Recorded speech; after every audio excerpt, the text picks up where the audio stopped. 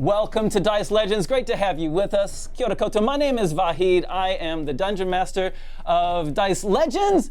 We are a channel we film from a studio here in New Zealand. Now, get ready, Jason. Today's episode is called, you ready, Jason? Yep. Ātukaan Origin. Because one of our characters, Ātukaan, one of the heroes of our normal show, it's time to do a backstory. But before we do that, let's meet our wonderful cast. Let's start with you, Daleric. Please introduce yourself and your character. And we'll see if we can get the character art. Ash did all the character art, by the way, other than for Ātukaan. Daleric, go for it. Introduce yourself, please. Yeah, so Daleric, or Scott, I am the DM over on the channel twitch.tv/Daleric, as well as twitch.tv/Lost Initiative. I've been playing D&D for about 30 years, started when I was about 7 years old, talked to our DM here, and we both have that in common. He was a few years my senior, so that means he's actually my TTRPG senior. So hey, that's awesome. I love meeting people that actually have more experience than me. It's super cool. Anyways, my character, her name is Asta. The short version is she had kind of a sordid history where at some point in time when she was living not the best life, she was given a second chance. And so she takes that very much to heart, and so swore an oath to the church, to the faith, and is a paladin. But she is not a lawful good paladin. She's a lawful neutral paladin. Good is whimsical and subjective, leading fools to poor decisions, harming those around him. Whereas law is what leads people and delivers them to salvation. People need order to be just and zealous. That's kind of her mindset, with her focus being sussing out who the baddies are. She is really good at that. Nice one. Okay, and Ash, introduce yourself and your character, please. Ooh, okay. So I'm Ash from Catchy Cantrips. I'm actually one of the DMs because we are a strange stream where we have 2 DMs instead of just one at a time. And I do a bunch of drawing things over there. So if you ever want to see your creatures come to life in drawings, check us out over at Catchy Cantrips. I'm also saying hi every now and then in chat obnoxiously, though I probably shouldn't be doing that because I should be paying attention. But yes, I play Leah Roseblade. I unfortunately didn't come up with too much of her backstory, but my concept behind her is that she is a feisty character that will be doing a lot of running around amidst battles and hopefully doing quite a bit of damage. We'll see. And yeah, I don't know. We can figure out a backstory as we go. That sounds great. That sounds fine. Nice one. Okay, now let's introduce you to Longi. What's up? Ronnie. Hey, Talafalava. Kia ora, everybody. My name is Longi. I play Ātukaan. Ātukaan is was raised in a very I guess a very rough and dark kind of space in life, and he has now grown to develop a mindset due to the kindness of a lot of people that have fortunately have come by his way. He now serves Moketi, both with sword, shield, and spirit. Ātukaan is all about preserving life. He does his utmost best to either preserve life or turn people to the light. Lighter things in life, because he is determined to actually have people see the light within themselves. Beautiful. If I can sum it like that. So yeah, that's his focus and mindset, and it often gets him into trouble. Yeah. And Ātukaan, this is the character that this backstory is focused around. Crystal, introduce yourself and your character. Hi, hello, my name is Crystal O'Gorman. I'm from a live show down here in Christchurch called Dungeons and Comedians. Woo. My character is Isadora Silverspine. She comes from a high wealthy family, and her parents sent her to become a mage, but she found herself enjoying bashing the skulls of enemies much more than reading into a book. Even though she's very well read and very intelligent, violence seems to be the answer for her. It's the only way. No. Wow, it is so cool to have you with us, Crystal. Again, this is the second time Crystal's been with us. We love having you with us. Hey, before we get into the episode, we need to do some thanks. First of all, to our followers and our subscribers. Thank you so much. If you're watching on YouTube, hit us with a sub, please. That'd be nice. If you're watching us on Twitch, hit us with a follow. And thanks for everyone that's hit us with subs and cheers and bits. We really appreciate that. And now, for our show to exist, we rely on the support of not only you followers and subscribers, but also our Patreons. So thank you very much to our Patreons. And I see in the live chat that we have Patreons here with us at the moment. Thank you so much for your support. And now we've got some sponsors that we want to talk about, including one that's doing a giveaway for us. So Ronnie, why don't you tell us about BD&D? BD&D have been friends of ours for quite some time. If you guys are after board games, Magic of the Gathering cards, if you're after paints that can help your D&D world come to life. If you want to learn, like me, I just started reading my Player's Handbook about 2 days ago properly, so now I know some stuff. If you would like to know some stuff about D&D, honestly, look them up, BD&D, and we also do have an offer for you, courtesy of our relationship with them. Dice Legenz is the word, is our code. Look it up. Get amongst it, whānau, and yeah, grow some worlds and learn. Nice. Next one is we've got a dice sponsor named D20 Collective, who send us dice, but also what they do is they have, let's see, we'll put a couple of their dice in the middle here that you can show if you want to, Jason. But what they do is each month they have a limited number of dice that they have, and they release new dice sets. So there's some brand new ones coming out just next week. Head to their website. We're just showing a couple, but we got heaps more. Anyway, they have beautiful dice. And if you head to their website, D20 Collective, and again, they've got a code as well, which is 10 Legends, and you get a 10% discount. And the other one I want to mention really quickly is World Anvil. You'll notice that whenever we go to maps in our game that it says that it's powered by World Anvil. That's because World Anvil sponsors us. They're an ultimate online tool for creating campaigns and world building, and we really love them. You'll see that our maps, all of our world building stuff, we use in World Anvil. It's super cool. You can do all sorts of stuff, and you can send handouts to your players and all that kind of stuff.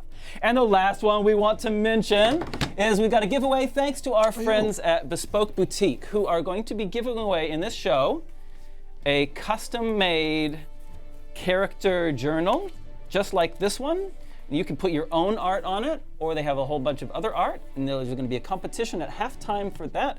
And they're also giving away a dice scroll, which again can have some custom artwork in it. So we're going to be doing them Bespoke Boutique. We love you guys. Thank you so much. Bespoke.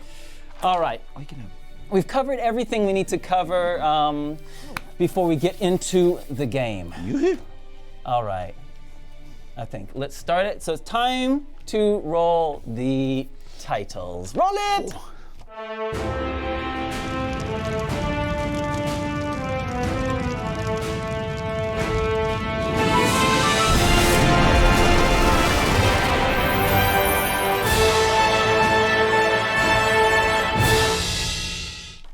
Welcome back, everyone. It's so nice to have you with us. If you're new to our show, welcome, welcome. It's good to have you here. This is not a normal Dice Legenz episode. This is an origin story. So as such, we're not going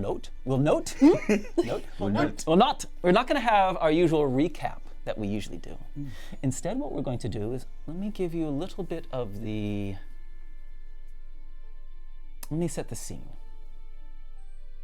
Our four characters in this adventure are all part of a paladin order called the Order of the Sun's Wrath. They are disciples of the god of the sun, Muketi. The four of them have been together for a few years. Our adventure starts in the city of Centauro, in the kingdom of Arumia. Let's pull up that map.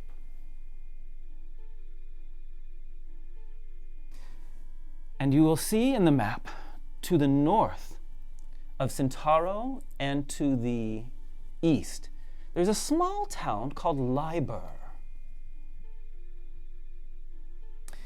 And Liber, go ahead and click on Liber and pull up the map of Liber, is where our story will take place.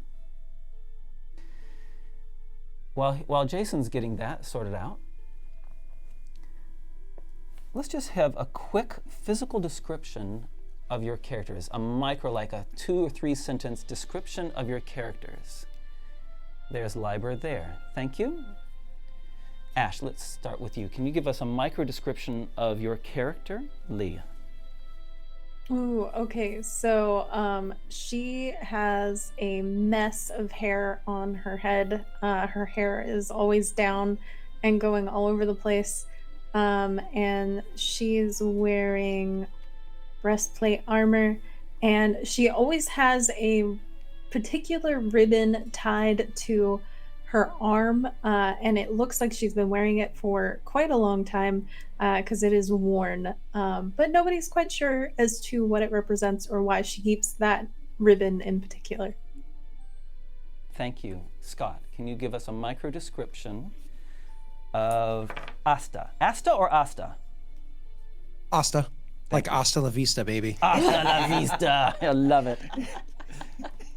Asta is a 73-year-old female gnome.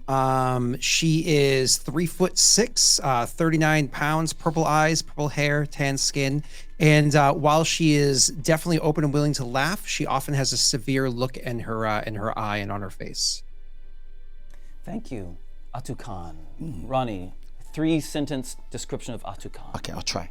Ātukaan is about 6'2" in build, well-built, athletic young gentleman, caramel skin, with a really, really beautiful manicured beard, which almost matches his hair. No one notices it, but slightly. But he has a little small ponytail that he kind of tucks into the back of his armor. But yes, very. People say he has. He's always it looks like he's dreaming a lot, but he sometimes. Grounds himself in a lot of thinking, overthinking sometimes. Thank you. And Crystal, a three-sentence description of Isadora. Oh my goodness, that was my phone going. How unprofessional. Right. So Isadora Silverspine is short in stature as she is a dwarf. She has beautiful, really dark skin, long braided hair, so many braids because of her dwarf heritage. When you look at her, you see years of properness and of knowing that she came from a higher class family before this. Wonderful. And so the four of you are on the road to Liber, this small, tiny coal mining town in the kingdom of Arumia. It is raining, pouring down, like always in Arumia in this part. It is a wet, rainy part of the world. And you're moving towards Liber, knowing that you need to meet up with again Wyndham, the store owner in Liber. You're following the river as you head to the town, and the forest opens up and the city is before you, and you see a ramshackle collection of buildings. The smoke from the coal fires drifts everywhere, giving everything a haze. It is damp and musty. All right, you are on. Go for it. Something about the way the rain hits the earth makes you just really appreciate life in times like this, don't you think? What do you make of the rain, Asta? Well, I usually try to stay underneath tree cover, but I guess a soaking wet hood will work. I say, like everything in life, you just must embrace.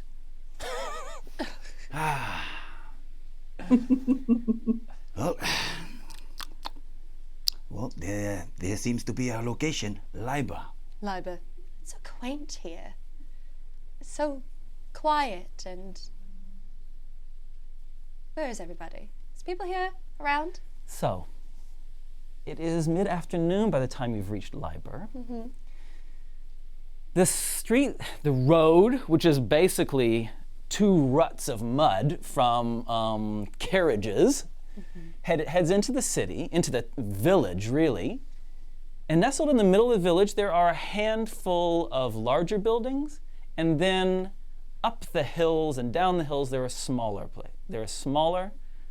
houses. It doesn't seem that there is anyone moving around. There's fire coming from the chimneys, but other than that, it seems to be pretty sparse. It's quiet here.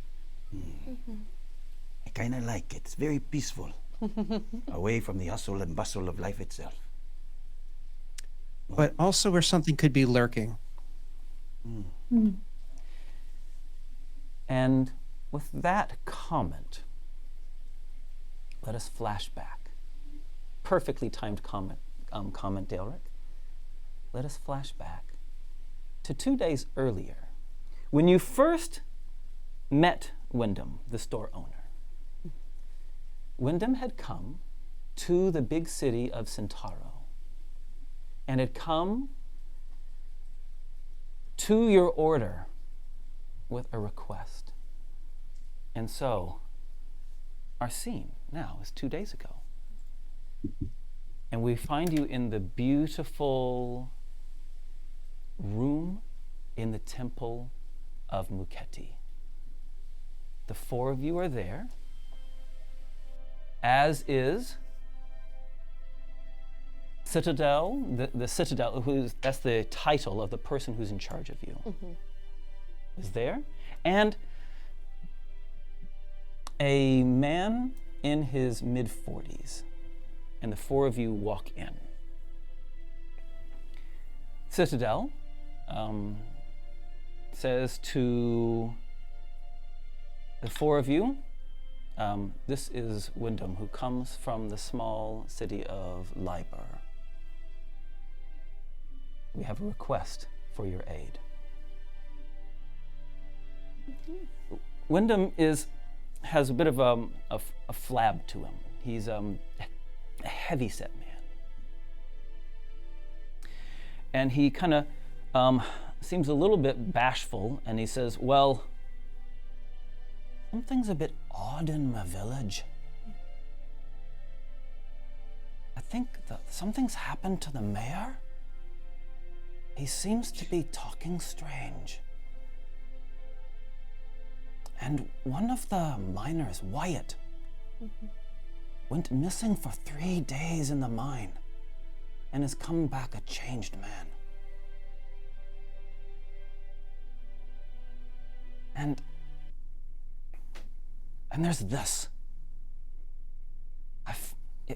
One of the miners showed it to me. Asked if it was worth anything. He pulls out of a small satchel on his hip. It looks like a tree root. It's about 8 inches, or about, 20 centimeters long. It's odd, though. The tree root is completely black and has a small black tar-like residue on the ends where it has been broken off, almost like the sap of it. Your Citadel, your trainer, the person in charge of you, says, we have tested this, and it emits some very strong evil force, but we have no idea what it is. We wish for the four of you to travel to Liber and find out the source of this true root. And if there's a problem, sort it out. Any questions? Are we bringing that with us? Yes. They hand it to you, hand it over to you, Asta. Okay. I will take it, and I'm going to immediately use Divine Sense to see what kind of evil or whatnot could be taken off of it.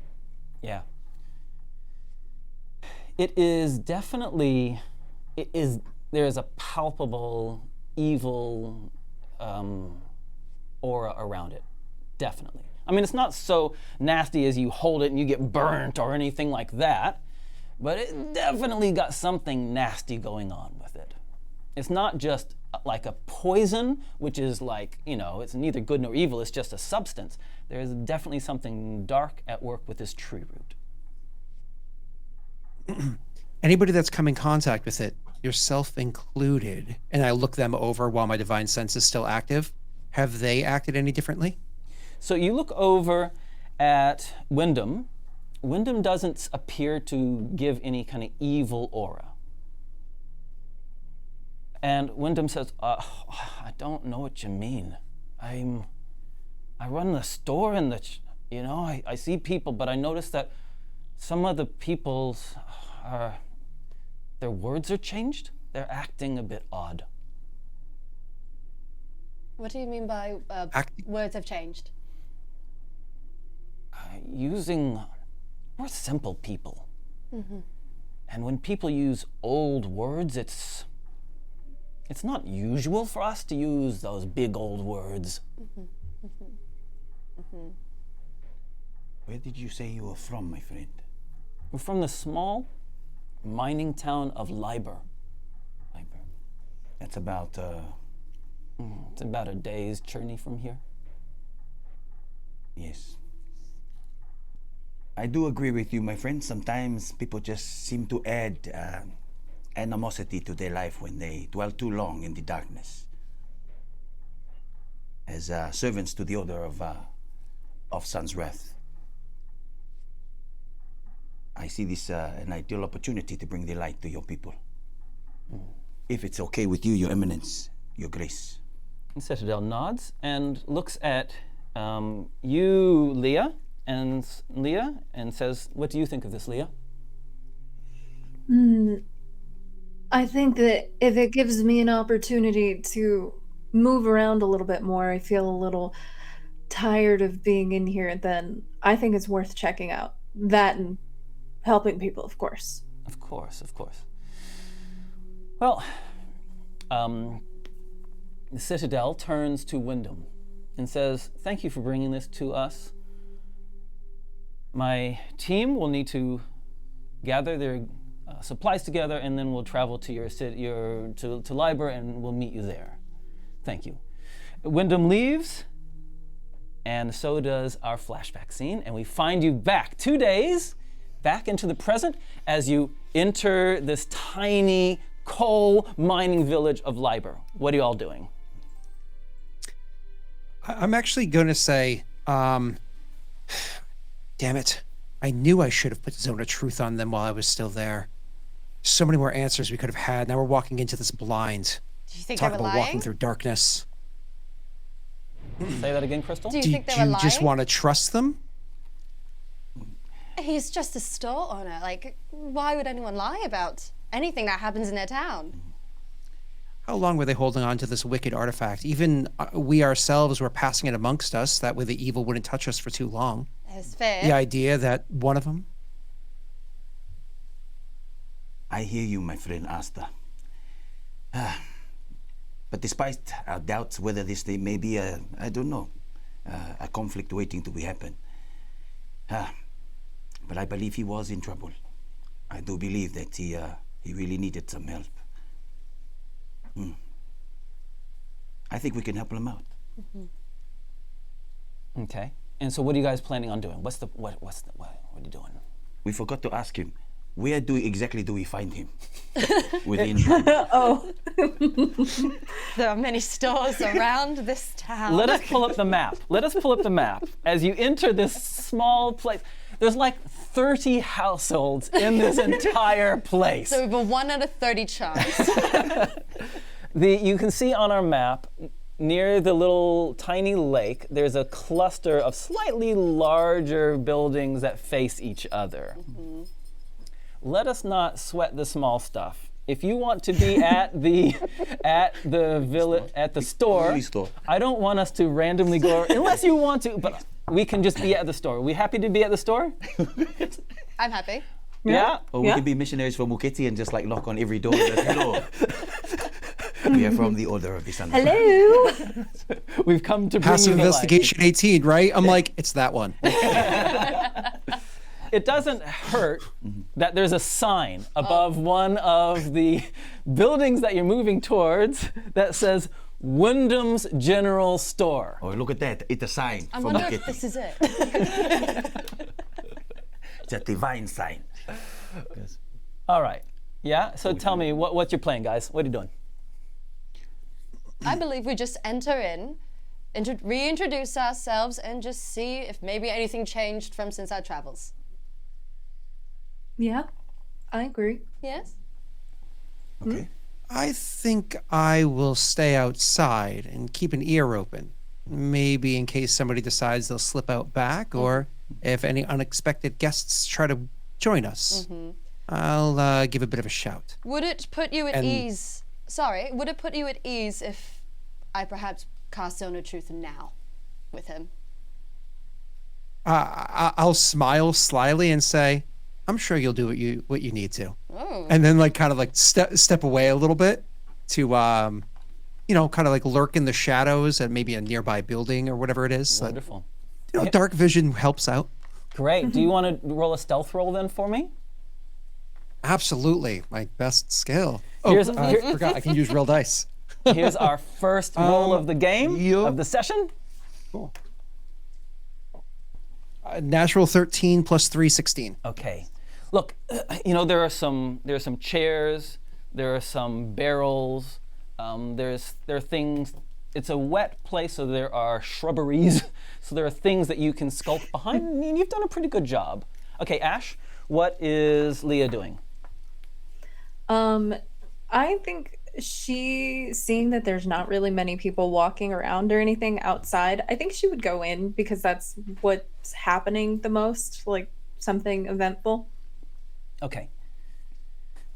The three of you, Ātukaan, Leah, and Isadora, enter the shop, the store. It is a general store. There are barrels and crates and boxes and bottles and bags and sacks. There are clothes hanging up. There are shovels. There pitchforks. There are hammers. There are nails. There are food supplies. Anything that you want of a mundane nature that the citizens of Liber need is found here. And Wyndham is behind a desk, a counter, and sees you and goes, "Oh, thank goodness. Thank goodness you're here. It's only getting worse." Has anything else happened since then? Just someone else has gone missing. Someone else has gone missing in the mine. One of the other miners, Birdie. Birdie's gone missing now. How many miners have gone missing since? Well, it's only Birdie, but other people come into the shop and there's a kind of a vacant look on their face. I'm sure it's not me just being paranoid. I'm sure of it. Ātukaan wants to detect evil, is it? Yeah, detect. Just wants to take a whiff. He just wants to enter the place and see if there's... Okay, thank you. And let's just hear what the others are doing. Crystal, what are you doing?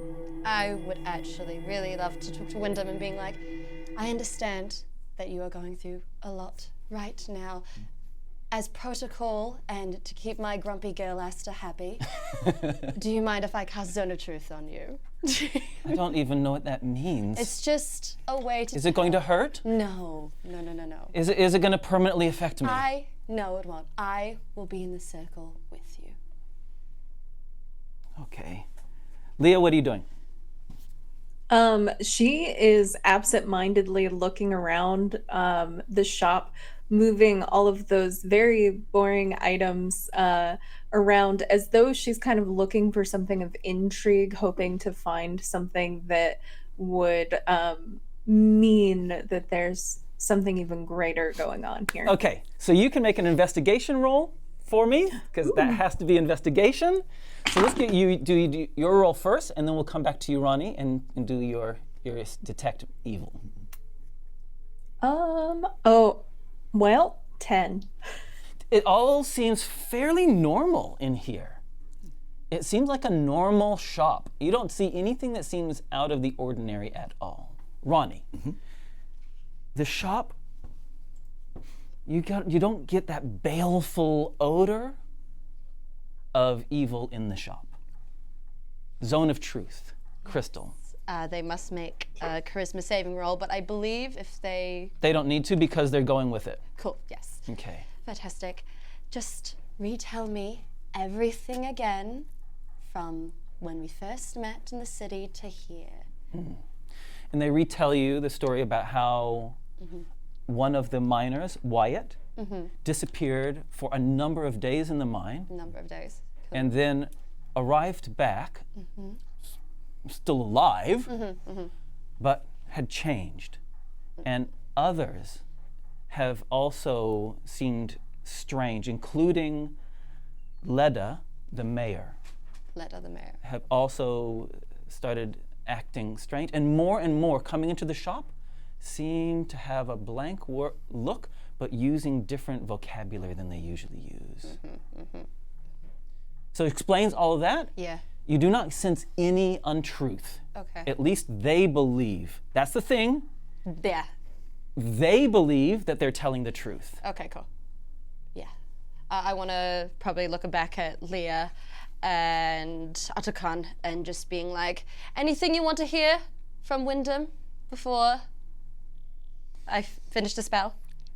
Maybe, which direction is this so-called cave that everyone returns from? So Wyndham says it's on the other side of the river.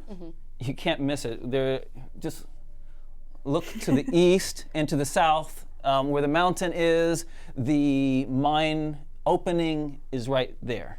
If we pull up the map again, you can see it clearly on the southern part of the map. Yep. See, southern part of the map is where the mine opening is. Hey, Asta, tell me what you're doing. You're hiding? Tell me what you're doing. So while I'm out there hiding, looking around, specifically what I also want to look for is see if there's any cute little animals around. This is a small town, so squirrels, rabbits, anything like that. Even just like a small bird that might be flying by, something that's tree nearby, etc. Oh, yeah. Yeah, in fact, the squirrels seem to be quite tame here. There's quite a few of them that run, scamper along. And one of them scampers just along the edge of the porch of the store and scampers towards you, being alert, looking around, and scampers up, catches a whiff of you and stops.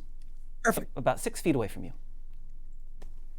I will invoke my my gnomish heritage and just kind of like crouch down low to the thing and say, "Hey there, how are you doing?" And you do like it's speaking, but it's also a combination of sounds and gestures. So I'm kind of like chittering a little bit as well and making other little twitchy noises, but also asking words directly. And I'm actually going to ask the animal and see if it's noticed anything strange. Usually, if there's great evil inside a particular area, animals might have an aversion to it. And so I'm going to try to see if I can get anything from my furry little friends. Yeah.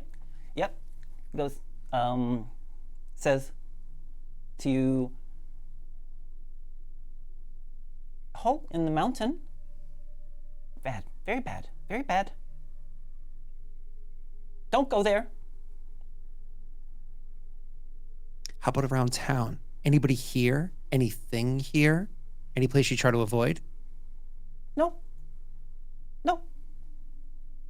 Not feeding as much. Then I will kindly point to the direction side of a tree and say, "There's an owl perched there. Be careful." Oh. And I'll stand up. Oh. Perception roll for us. And your new squirrel friend says, nuts? Nuts? Nuts? You said a perception roll? Yeah, perception roll while your new squirrel friend is asking for nuts. Yep. So rolled 13 again, plus 5 is 18.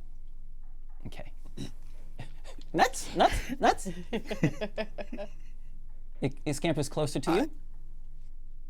I will. If I have any in my pocket, I will take out. I'm sure. Imagine trail rations and whatnot would have stuff. Yeah. So I'll give them to a little handful.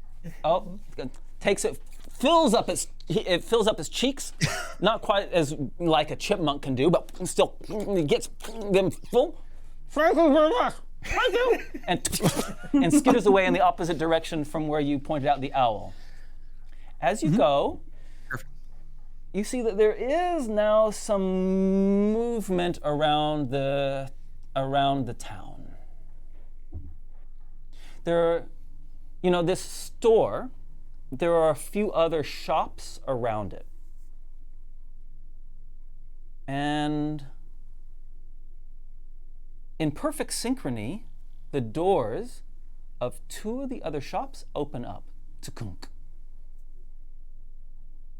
That's creepy. And people, a man and a woman, from the two different stores step out simultaneously and look over in your direction. You've stood up now, so you're no longer concealed.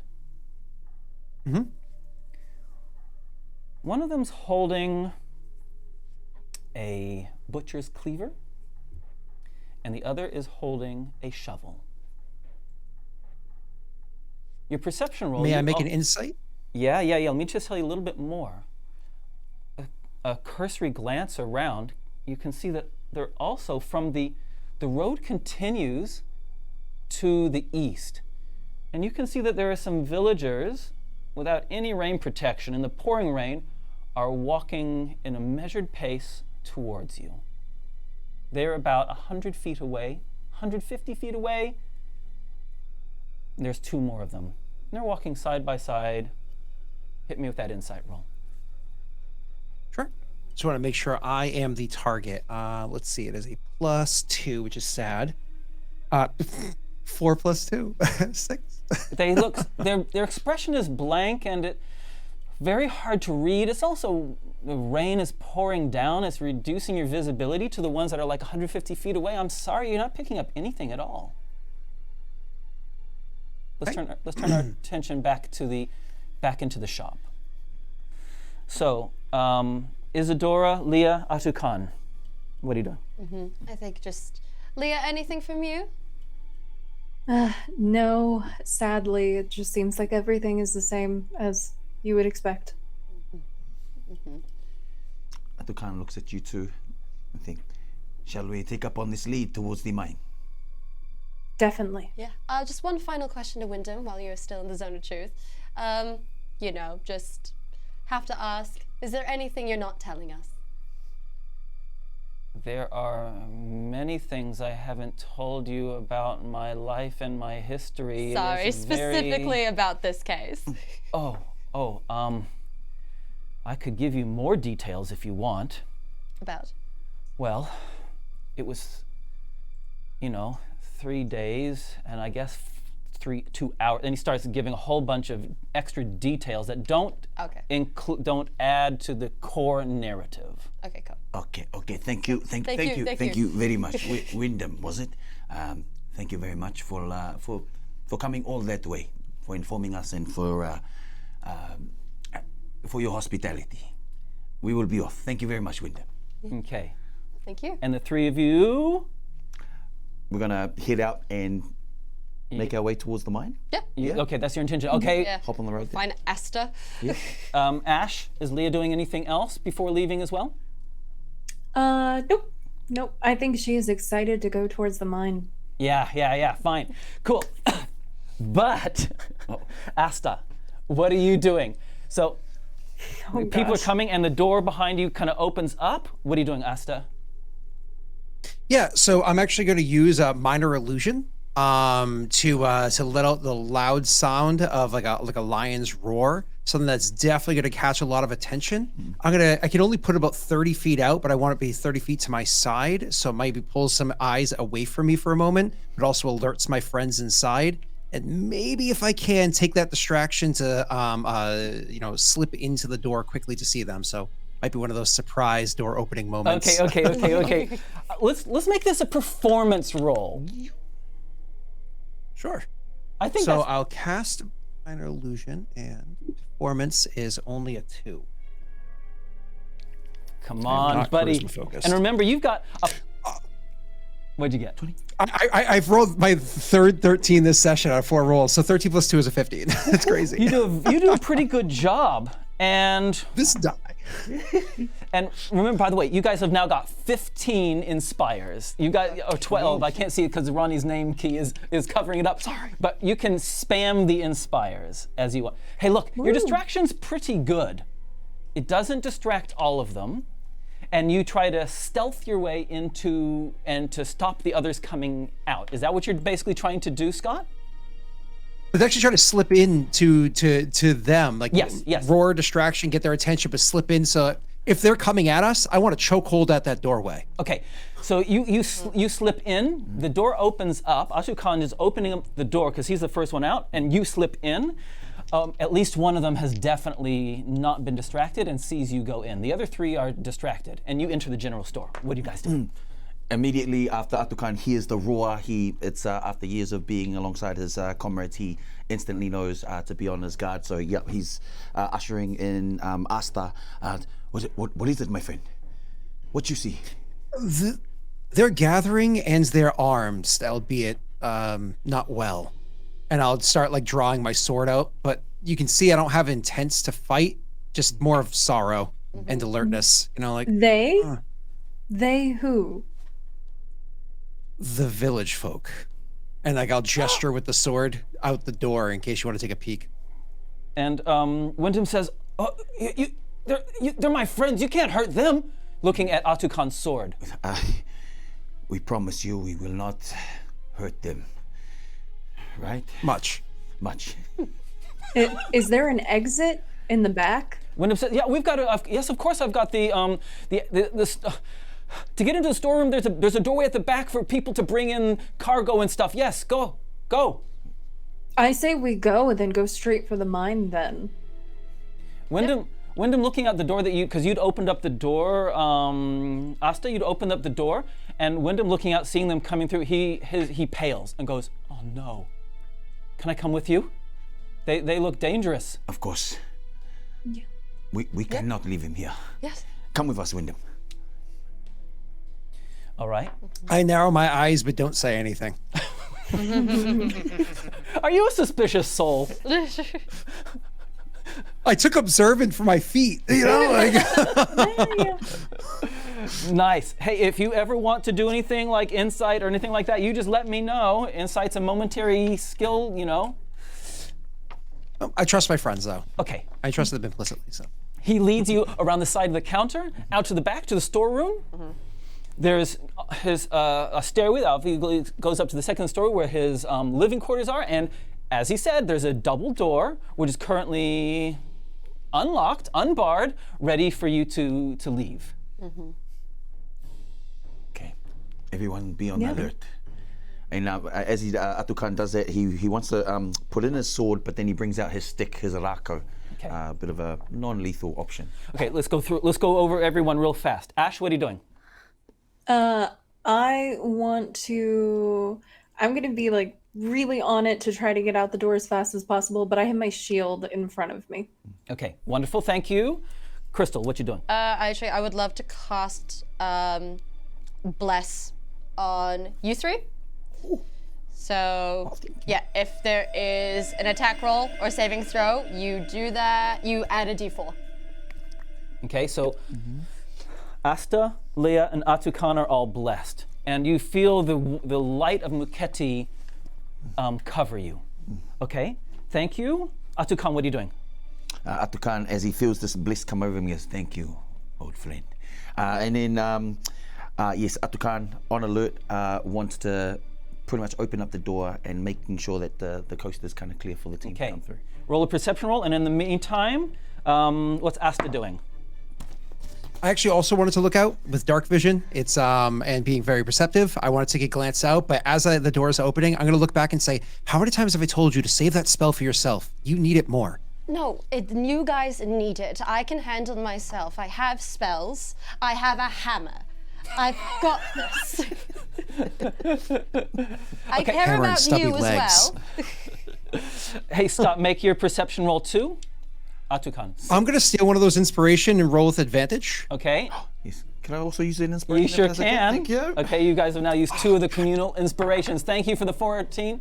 What'd you get this time, buddy? Natural 20. Natural 20. Thank God, because I did not. Even with advantage? I got a 4 and an 8, so the 8 gives you a total of a 13. So Wow, 13's coming up a lot. Okay, in front of 13 total as opposed to natural. Yeah. you open the doors, looking out. The 2 of you looking out. Ātukaan glancing around. Isadora finishing off her enchantment. Leah readying herself, getting her spear and her shield out. Daelric asked it. Yeah. Maybe Ātukaan's in the way. That's probably, he's a big guy, right? I'm so sorry, my shield is shooting your view. Ātukaan, pull up the map, please. It is a good view from my height. Yeah. Okay, so you're currently in the L-shaped building, very central to those shops in the kind of, at about 11 o'clock of those shops. Okay.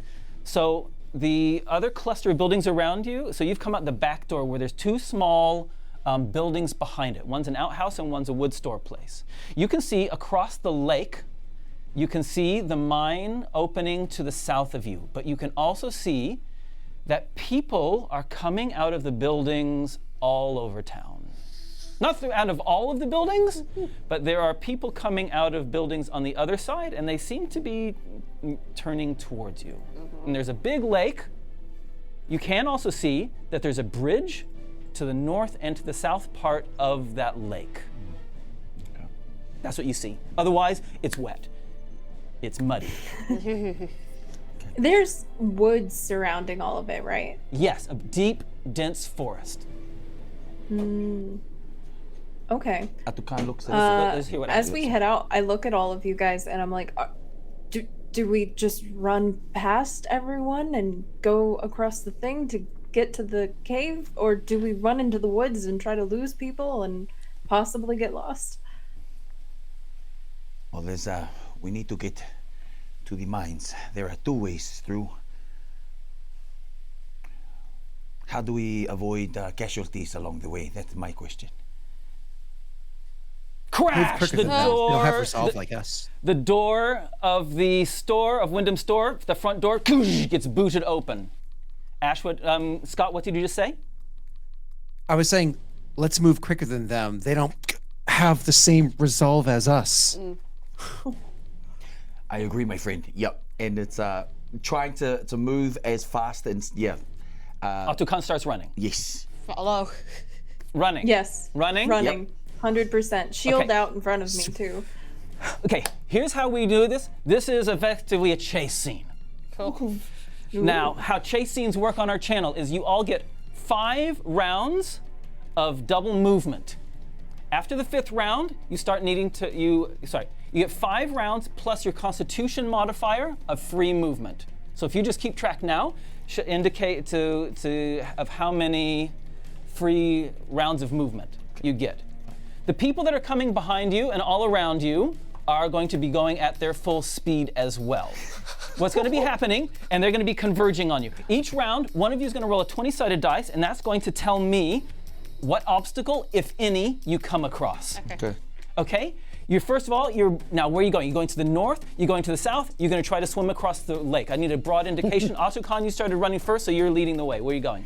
What is the shortest route there? Is it the south or the north? South. The South Bridge. Yeah, Ātukaan wants to head towards. You run toward the south. But yeah, looking behind as long as to see if it's within the same proximity as his team. Okay. Daelric, roll the 20-sided dice to determine what the first obstacle in the first round is. Yep. I rolled I swear to God, it's a 13. Oh my God, this die. Okay, the first round passes without any obstacles. You're all just running. Mark off your first round. Yep. Now, here's the order. So this is the order that you guys are in. And so that is Ātukaan at the front, followed by Asta, followed by Leah, and with Isadora trailing at the rear. Okay?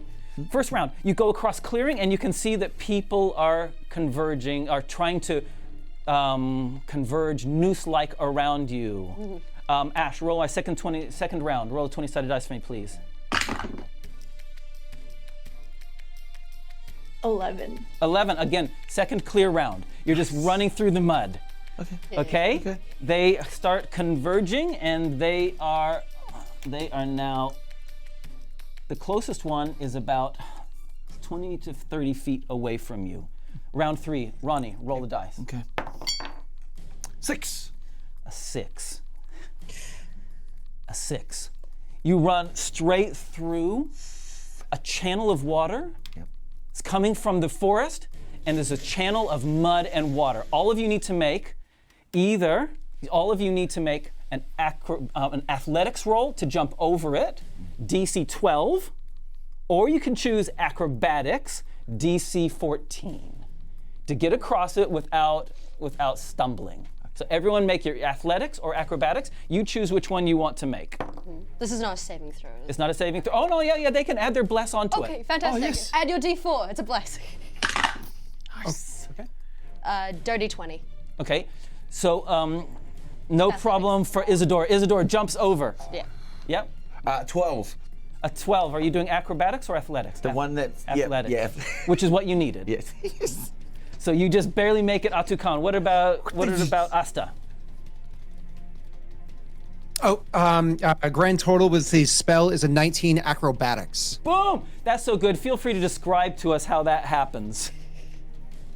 Yeah, you said it was a small channel, right? Yeah.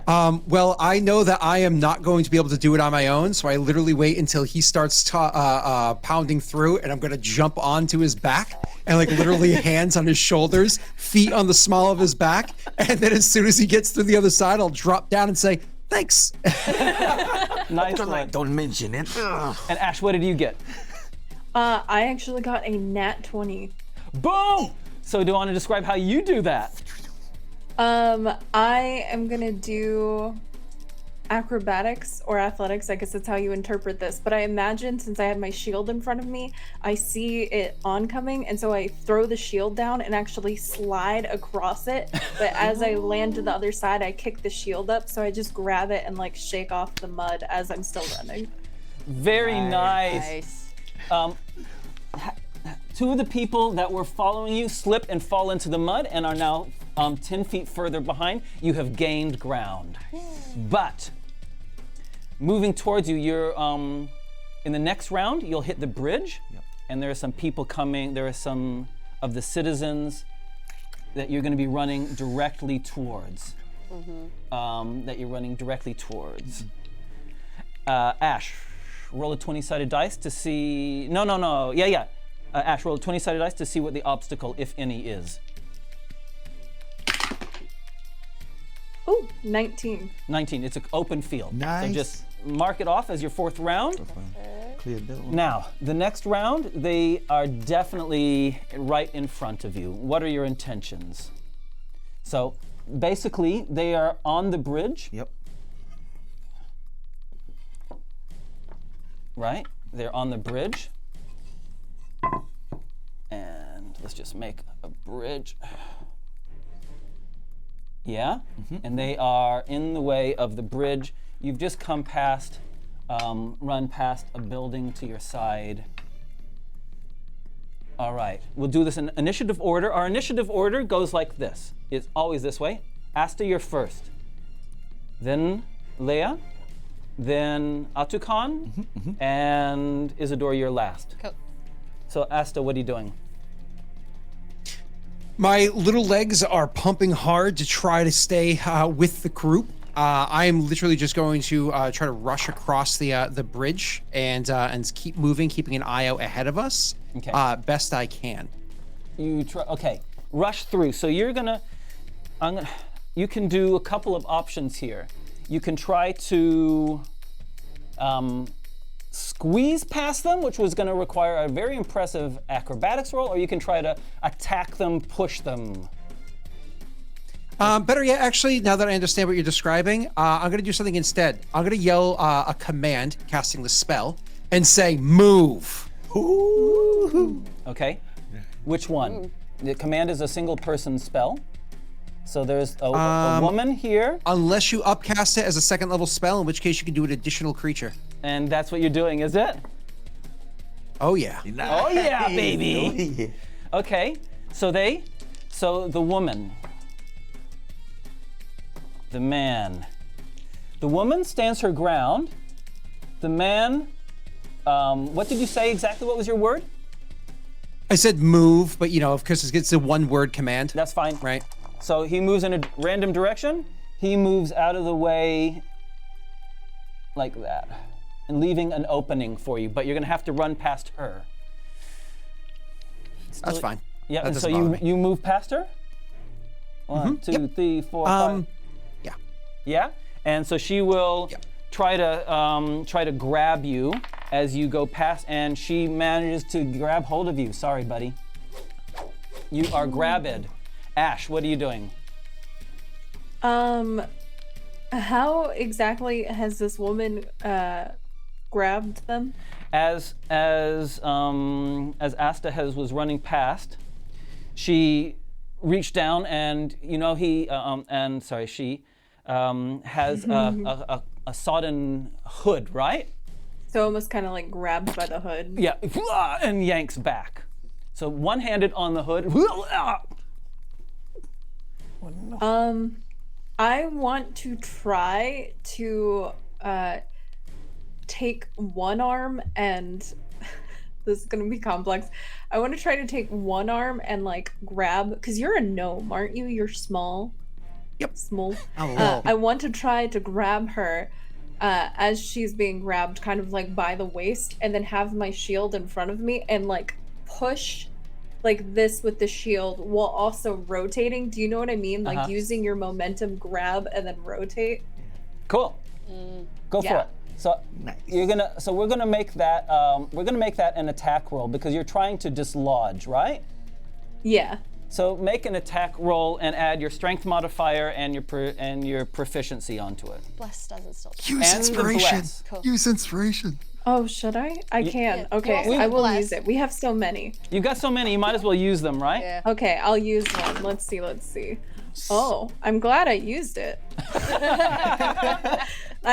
One of those rolls was a 2.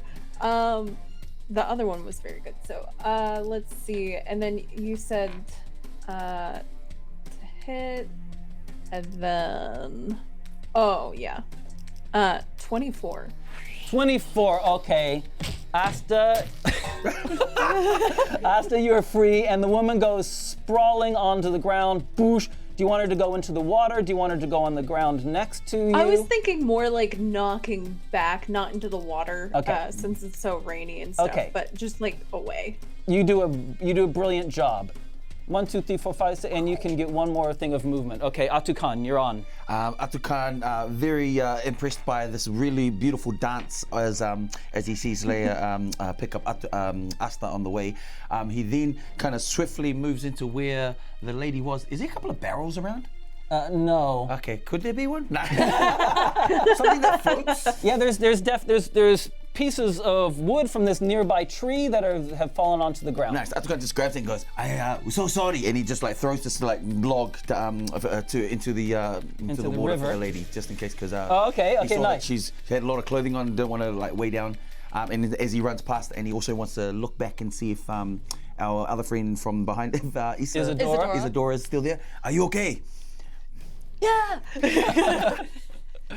Okay, so your two friends have blocked thing there, so you can't get any further across the bridge at this stage. Yep. But fine, you've thrown her a piece of a flotation device. Yes. And Isadora? Yeah, I'm just gonna take a full sprint to just. Great. Okay, and they come for you. All right. Now we go back into chase scene mode, and we're up to you, Ronnie. Roll a 20-sided dice to see what obstacle we get. What kind of 20-sided dice roll was that? That was a 19. Open area, so that's your 5th run. So anyone who doesn't have a Constitution modifier, you've now done your 5 free runs. How many bonuses to your Constitution do you guys have, by the way? 1, 2, 3, 4, 5, 6. No, what's your Constitution modifier? Oh, I'm +2. And Ronnie's +1. +1. So Ronnie's got one more turn of free. Isadora, you've 1. got 2. Scott? Uh-oh. I have a 1. Oh no, Ash. Oh no. Ash, how many more? Yeah, Constitution. I have What's your 0. Constitution modifier, Ash? We're 0. the least beefy paladins ever. Yeah. Okay. What are we doing? Okay, we enter the 6th round. You guys have been running, you've been sprinting for 36 seconds straight, and which doesn't seem like a lot of time, but when you're sprinting with armor, it's hard work. Ash, you need to make a gosh. Constitution save to see how you do. They're going to get harder and harder. This first one's not too hard. When does bless end? Okay. How long does bless go? It's 1 minute. Oh, it's still going. It's still going? Yeah, yeah. Then saving throws count with that D4. Okay, what'd you get, Ash? Nice. Okay. Oh man. So I can add a D4. Yep. And you got a truckload of inspires as well, guys. Okay. I don't think I have to use it. I got a 15. A 14, easy. No problem. Crystal, roll round 7 as you clear over the bridge, and you are now probably only about 3 rounds away at the speed you're going from the opening of the mine. Cool. But there are more villagers converging on you from this other side, okay? I got a 13. A 13 is again open ground, which means, wait.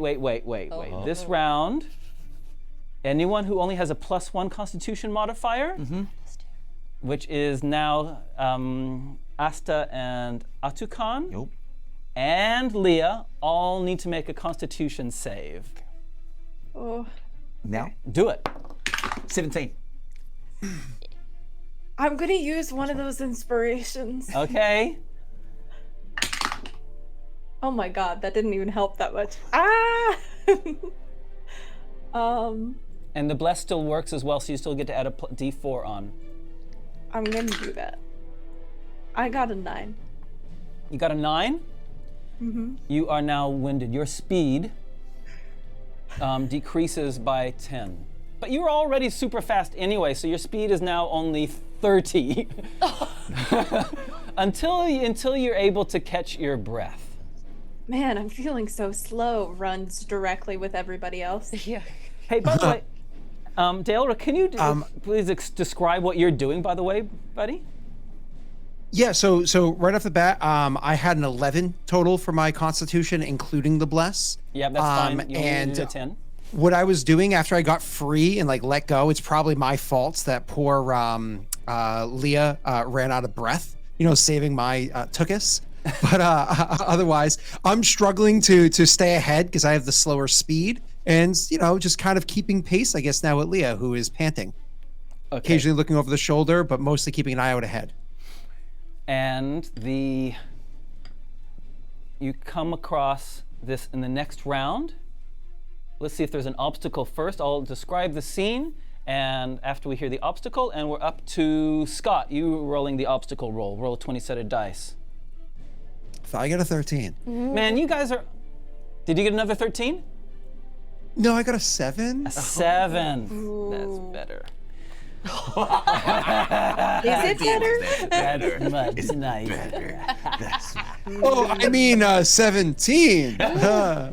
Okay, your pathway, the direct pathway towards the mine, takes you past some long grass, and there are a whole bunch of logs hidden in the long grass that you don't see until you're right on top of it. You can all choose to either make an athletics roll to kind of try to jump over them, or an investigation roll to try to see the pattern to know where to put your feet as you step across them.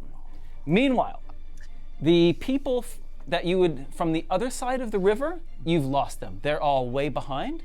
But next round, you will be face to face with 3 more of the villagers who are converging on you from the south.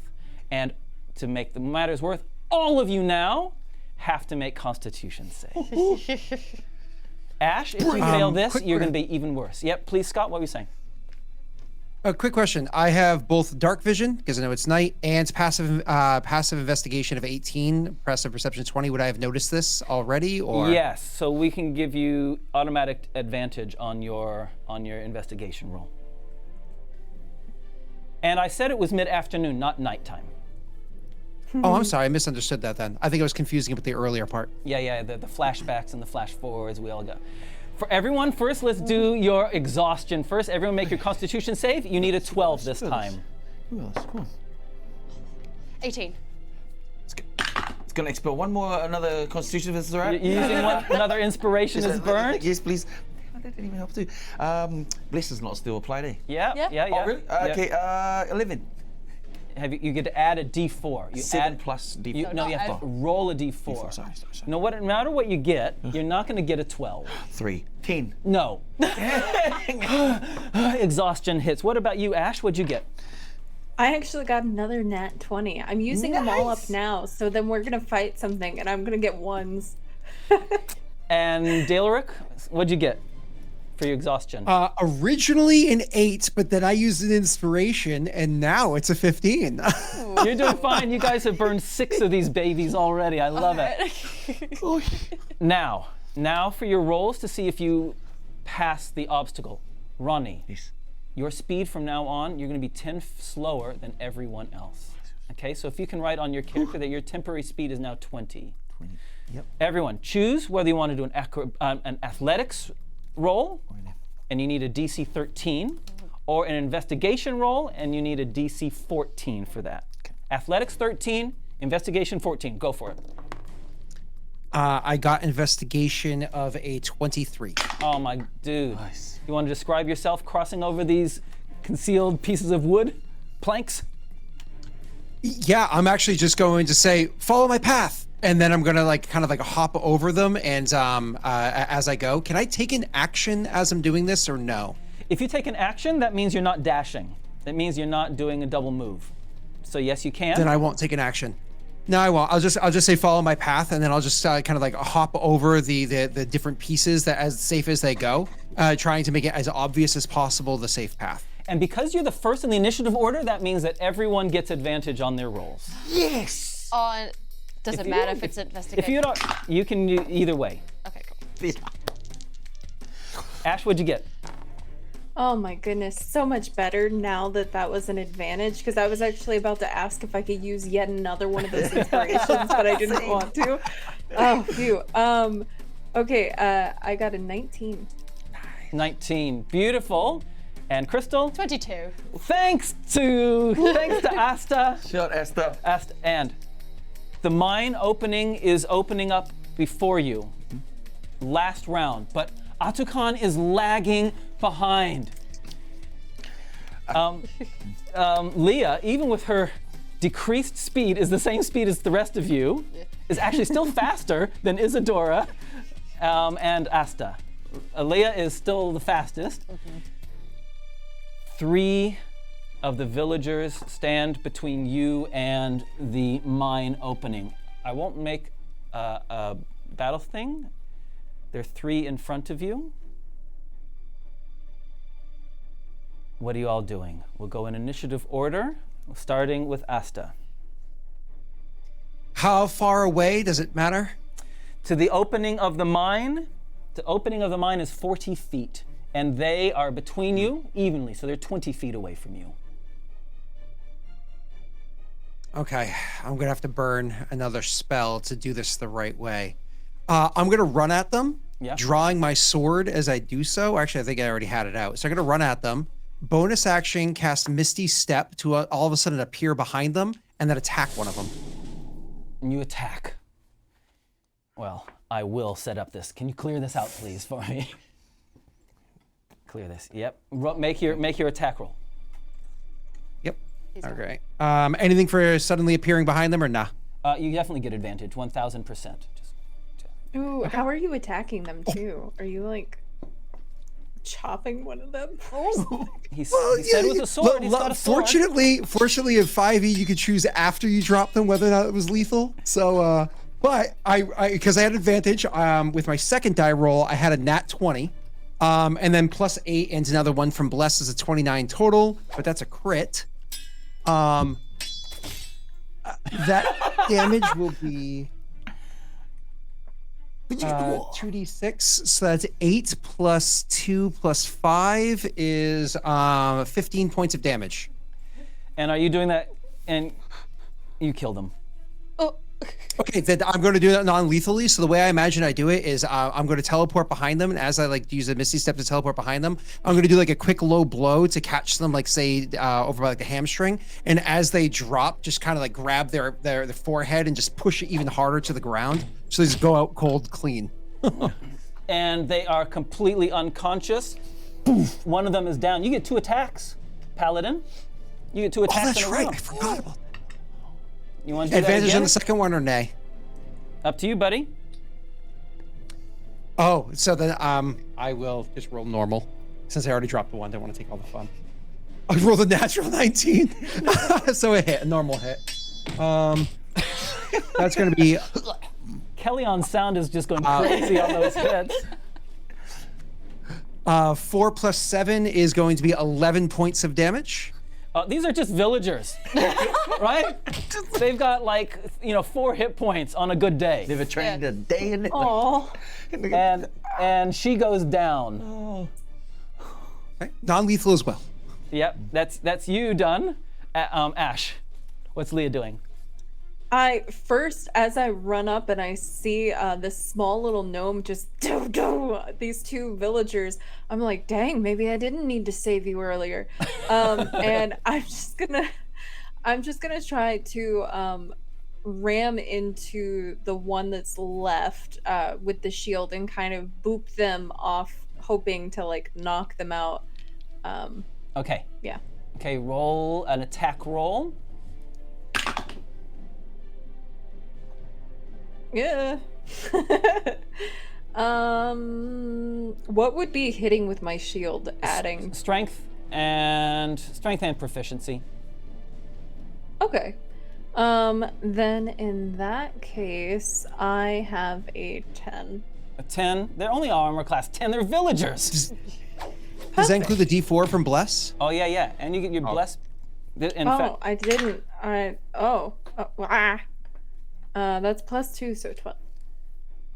okay, and we'll say that your shield bash. Does.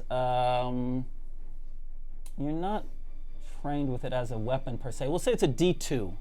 So roll a D2 however you want to, and add your strength modifier onto it. How would I do a D2? Odds. this like Here's how we do it. We do odds are 1, evens are 2. Odds are 1, evens are 2. So odd. Odds are 1 plus your strength modifier. They're still up. Oh man. You got 2 attacks. You're a paladin. You get 2 attacks. I seem a little embarrassed because this small gnome just took them out like this, and then I'm like, and then I'm going to try to now just boop them over the head with the back of my sword. Okay, do it again. Roll it again. Oh boy. Okay, let me see. Okay, I got a 13 plus things. Yeah, look. So I know that's gonna hit. Yeah, and again, and it's not a club. It's the back of a sword. It's a 0 to 1. So roll a dice. If you get odds, it's 0. If you get evens, it's 1 plus your strength modifier. Okay. Okay, so I got a 2. Even, so that's 1 plus your strength modifier. And my strength modifier is 2. Thunk, and you knock him out, and he falls to the ground unconscious. I know you're trying not to hurt them, but sometimes you have to take it seriously. Hey, whoa, you've seen me kill things before, but not villagers. I'm not ruthless. Looks down at the people you like brutally knocked unconscious. They're still alive, and I nudge one with my foot. Oh gosh. As are we still running Yeah, towards the mine? Ātukaan's turn. As Ātukaan is seeing these bodies lie lifeless, he's muttering a bit of a prayer, forgive us, Muketi, or forgive them because they know not what they do. Somehow as he's running past, could he just kind of like like some sort of healing prayer? Is that possible? Yeah, you might bring them back to consciousness. Not consciousness, but just making sure that they're breathing at least. It's just the. Look, here's the situation. Yeah. They've just been smashed. to be able to tell how hurt they are, you need to actually be able to investigate, right? Yeah. You're running past them. Yeah. This is a hit or miss, baby. What you gonna do? You gonna do it or not? Ātukaan is not just gonna mutter in a little prayer and hope to Muketi that yeah, they live. They will live. He's positive they will live. And run past them, boop, boop, boop, and into the mine. Yeah. And Crystal, what are you doing? I want to take a chance. I kind of want to investigate the body. You go up to them and see how they are?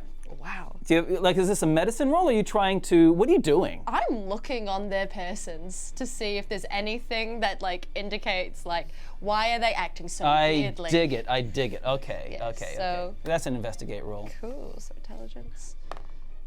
Oh, I'm gonna use that inspiration thing. Okay, you roll an inspiration. Go for it. Persuasion. Oh, that's a no. Never mind. That was a. Oh, that was a nat 1. Hey, look, you're flustered, right? You're running past. You're drawing in breath. In this brief moment, no. Okay. Yeah. The mine is open in front of you. Ātukaan enters the mine. Leah and Asta, what are you doing? All threats seem to be neutralized. Sorry. Leah, go ahead first. I mean, I'm definitely going in the mine, like, immediately, and looking around. Okay. Thank you.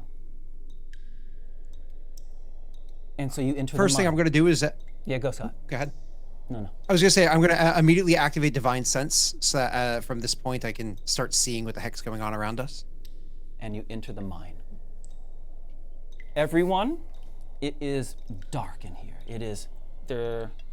It doesn't look like the mine is in use at the moment because the lanterns that are spaced every 50 feet along are not lit.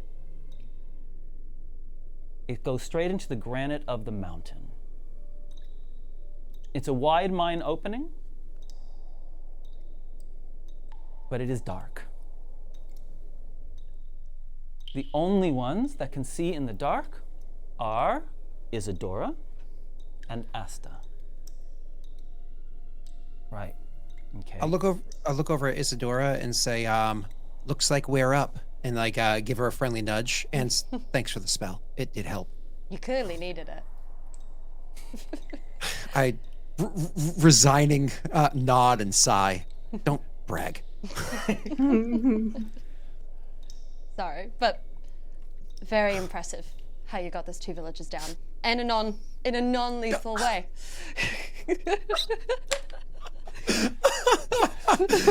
That farmer will never push a plow again, but he's alive. Exactly.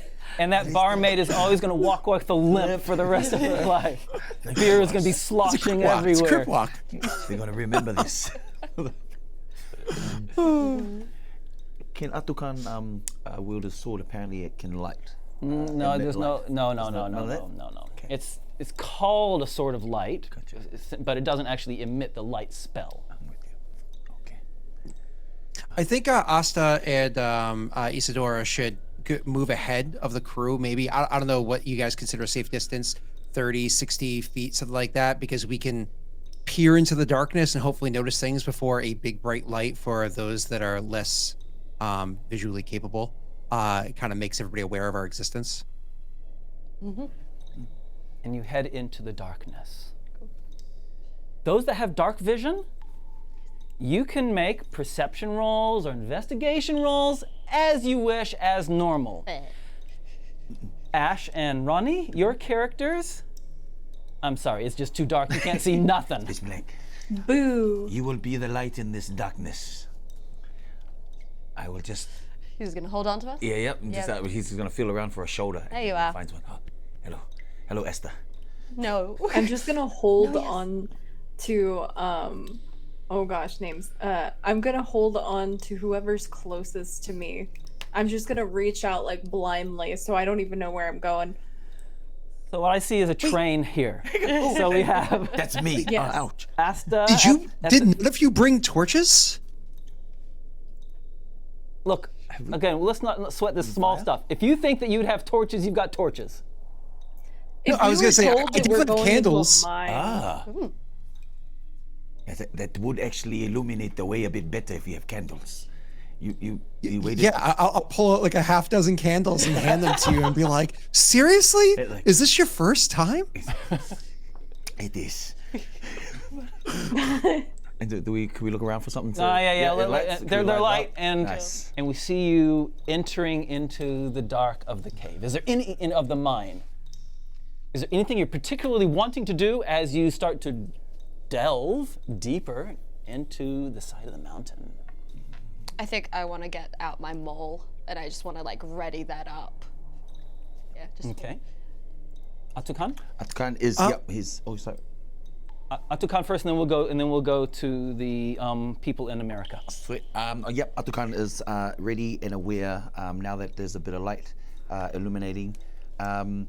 He just wants to make sure nothing comes up from behind as well. On the team, Okay, so he's like thank kind of alert from. Okay, wonderful. Thanks. You might as well make a perception roll for us. And Scott. So since I'm up there with Isadora, I'm actually going to take my shield off my back and fasten it for the first time, so I'm a little bit more prepared for things up ahead. Sword still in hand. Okay, thank you. You're at the front. You can make a perception roll as well. And Ash, what are you doing? I kind of want to move myself to the back, holding my shield in front of me, almost as if preparing just in case anything comes up from behind us, because we did just leave a ton of villagers. So I'm just going to be holding it out and like looking around, kind of trying to keep up with everybody, but protecting the back. Okay, so you're the rear guard. Okay. Anyone that wants to make a perception roll is very welcome to do so. yeah. Rolled normal, got a 14. And 16. 14. And Ash? What is my plus? 13. All of you do well. Between the sputtering candles and the dark vision, the mine is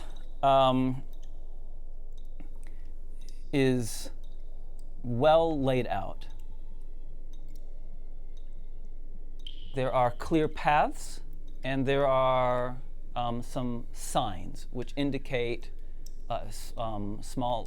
simple maps showing which ways to go. If you were a miner, you would know what they mean. But you don't, so you don't. And you don't know where you're going, so they mean nothing to you.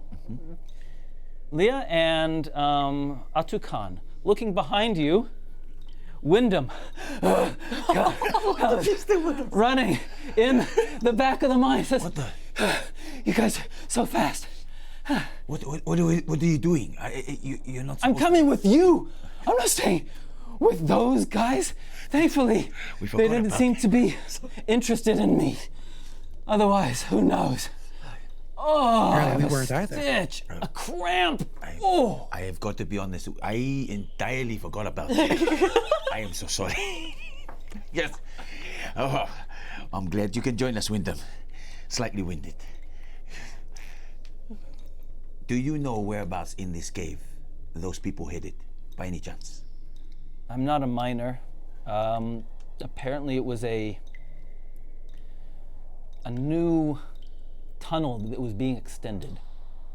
New tunnel being extended in the upper layer. Where are we in this layer? Are we in the lower? Wyndham goes over to the handy maps on the side and says, "Okay, so it looks like we're in the central. It looks like the vein, yeah," and points to a tunnel that branches off and goes upward slightly. Yeah. Ātukaan wants to look at the team. If any of you guys are familiar with, in terms of maps, he knows his map skills are very poor. Is there any of you can make sense of directions from here? I have investigation if that's useful. Otherwise, I think we just have to use the survival skill. Okay, Shake my head and say maybe. sure. So anyone that wants to make a survival roll is welcome to. Let us say that Isadora Yes. You're a dwarf. I was about to mention that. Okay. So what do you want to, come on. I was going to sell- specifically mention I am a mountain dwarf. Oh, sell it to me, sell it to me. Well, my family and my lineage, we live in the mountains. And probably before and during, we became more of the side of the mage and like the academic side. We're never going to leave our roots. No, of course not. Of course not, we're not going to leave our roots in the mountains and the caves and the mining. I probably, like, looking at this map, it's probably going to be a whole lot different than like what I've read from like what probably my ancestors, like what we have at our home is like decorative. But surely there is some like connection and like something I can look upon this being like, oh, that, I know what that is because I've seen it before at my house. Thank you. So anyone that wants to make a survival roll is welcome to. Isadora gets it at advantage because of your dwarvish lineage. More survival. I'm just going to trust her. I won't even roll. Look over her shoulder. Yep. What'd you get? Got a 13. Adequate. If anyone else is doing a roll, then that's fine. But look, you head into the caverns, the mines, down the shafts. There's nothing wrong with a 13. It's a healthy roll. Mm-hmm. Yeah. So, and you start moving in, and in the quiet and the darkness, let us follow Ātukaan's thoughts for a moment for something that happened a day and a half ago before leaving the temple. Do you mind if we just go back in time a little bit? Okay. Yeah?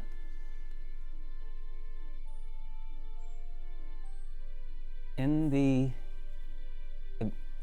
outside of the temple, in the groves that they have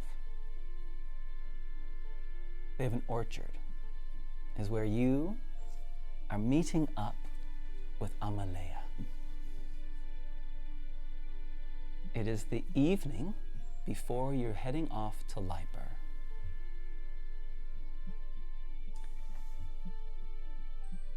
And she is waiting, as per the appointment, by an apple tree that you always meet at.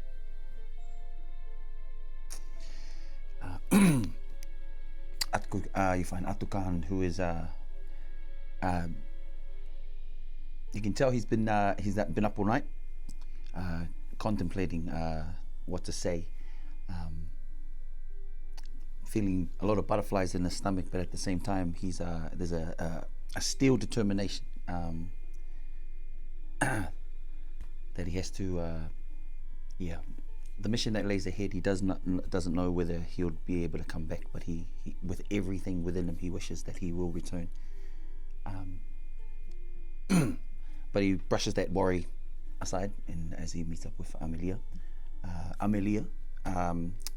it was as he would describe it, a rare flower that blossoms in the desert. He's never thought that a person that came from his upbringing would ever come across another human, a very delicate human who showed him a lot of kindness, a lot of love, and of course a lot of light in times when he thought there wouldn't be. So he sees her underneath their apple tree. Apple tree, yeah. He would like to say that he planted it himself, but he didn't. No. He just, but it just happens to be a place of solitude and solace for them both. So she sees you coming out of the back entrance of the temple, and waves to you and smiles. Ah, my desert flower. And she looks over your shoulder as if to make sure that you're not being followed. And she's nervous, of course. You should not worry. Moketi will always shine his light, illuminating the path we need to take. Well, that's what I'm. But if we get married, then, and if they find out, then you'll be expelled. You know, remember the celibacy rule? Yes, I do. I remember that rule very well. But I just have, call it in, some call it the intuition. I call it faith. I believe there is purpose to us being together. Purpose in why I met you. And she takes your hands and holds your hands while you say it. And she's clearly, she smiles and is pleased with your answers, but it's not the kind of thing that we can keep a secret forever. I know. But I assure you, it is not your burden to carry. That is mine. And once I have fulfilled my life purpose to Muketi, I begin anew with you. And that day will come, my Amelia. May not be tomorrow or next year, I don't know. That sounds like an empty promise to me, and she drops your hands. And we come back to the caves and the mines.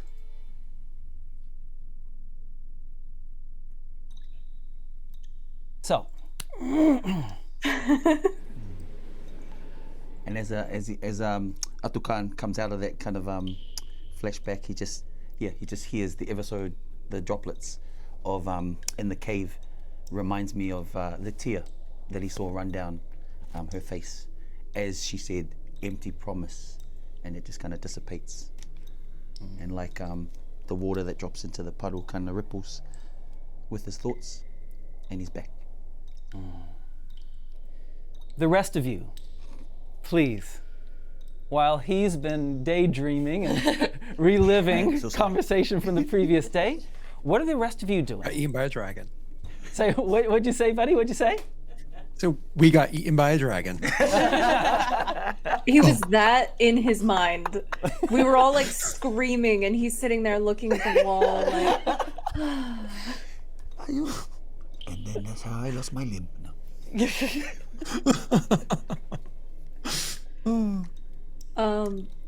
I feel like I am hyper focusing on looking around as much as I can. I don't have dark vision, so the dim light of the candle, I think it was, that we have, Leah seems like she's ready to fight something that's not innocent villagers, and so she's looking around really intensely, not even noticing that he's spacing out, thinking about things. Okay, love it.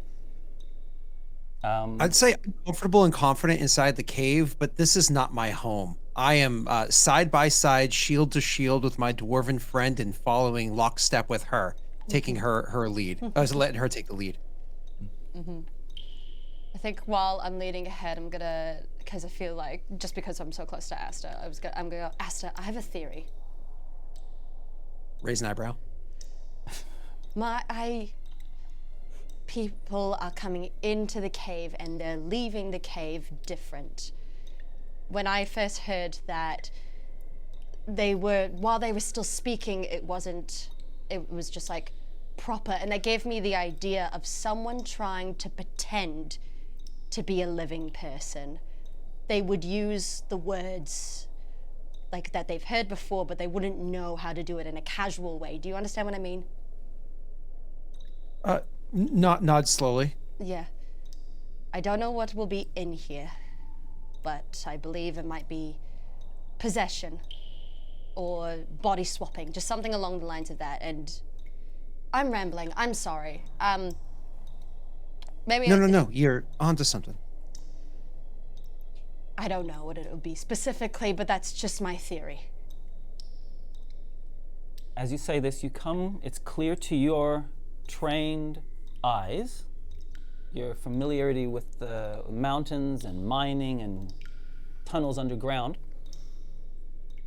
that you're entering the newer part of the cavern. Mm-hmm. There are fewer subterranean spider cobwebs around.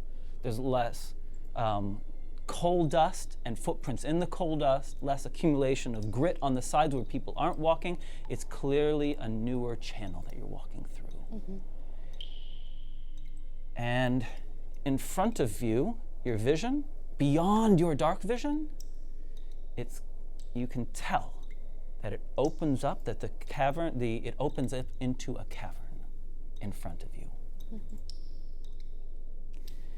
And Asta, with your incredible passive perception, you hear the sound of stones skittering on something from in front of you, and some kind of, is it an animal? Is it a language? You don't know, but something quiet, almost kind of whispered, directly in front of you, carries on echoes around the quarter, and you're the only one that hears it among your party.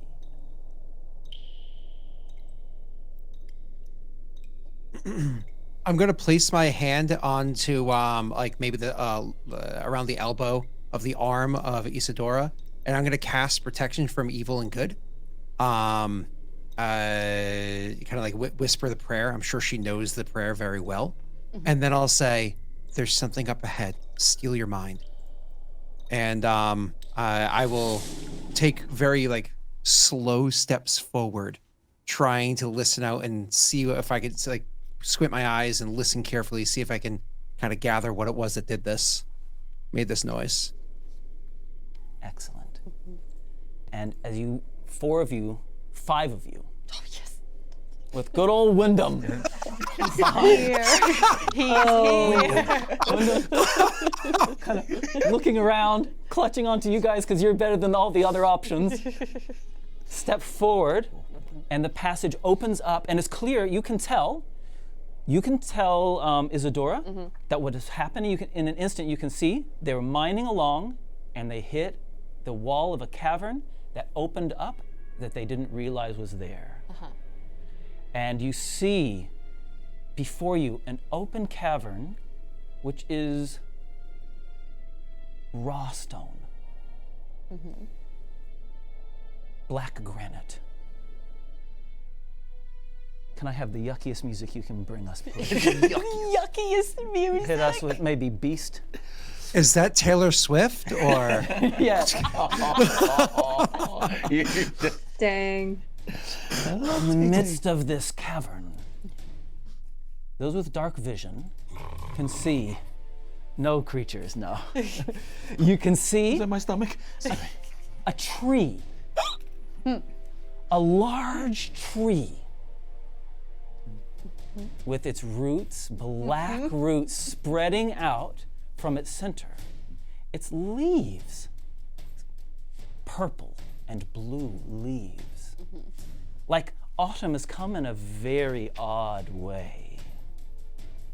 And around the base of this large, pitch black tree, shining black, you see some creatures. Light blue, reptilian with tails. The size of lions, but blue reptilian. And their heads crink around to you, and their tongues loll out and flick the air as if smelling the air towards you. And with that, we'll take a 10-minute break. Ooh. Oh, we're about to battle. So glad I gave you protection from evil. Yeah. Thank you. All right, hey guys, we're gonna come back. We're gonna have a 10-minute break. We're gonna come back in a little while, but there is a challenge, a giveaway challenge for you to win your own custom-made. Let's change the music to something not so scary. Not yucky. Not so yucky. To win your own custom-made character journal and characters. Yep. You got two pieces of music on at the same time. Pew. And dice scroll. Here's what you need to do. We need you, because this prize is a pretty cool prize. We need you in chat. People in chat, this is open to anyone other than our mods. In 1 to 2 sentences, describe a monster that might live in this world. Okay, describe what a monster that might live in this world. And our moderators will look through the entries and will choose one entry to do it. Can you enter multiple times? Yes, you can. Do we understand the rules? Yes. 2 sentences, a monster that lives in this world. We'll see you back in 10 minutes. Catch you guys later. Hey there, fellow adventurers. Want to dive deeper into the world of Dice Legends? Join our incredible Patreon community. We have 3 tiers for different levels of involvement. First, our official Patreon tier is perfect for supporting the show without breaking the bank. Get news about the show and gifts of art and music. Next, our Lore Legends tier is for those craving hidden tales and untold secrets. Get unlimited access to our exclusive and constantly expanding lore document, as well as behind-the-scenes content.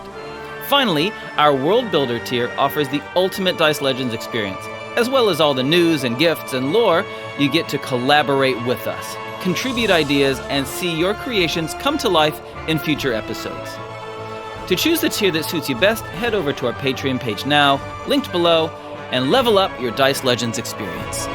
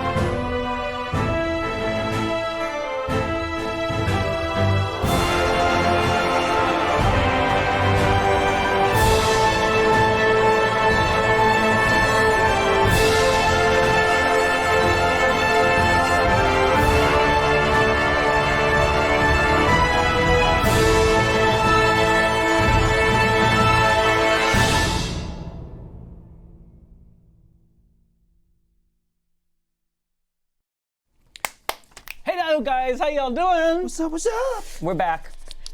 Look who's back. Back again.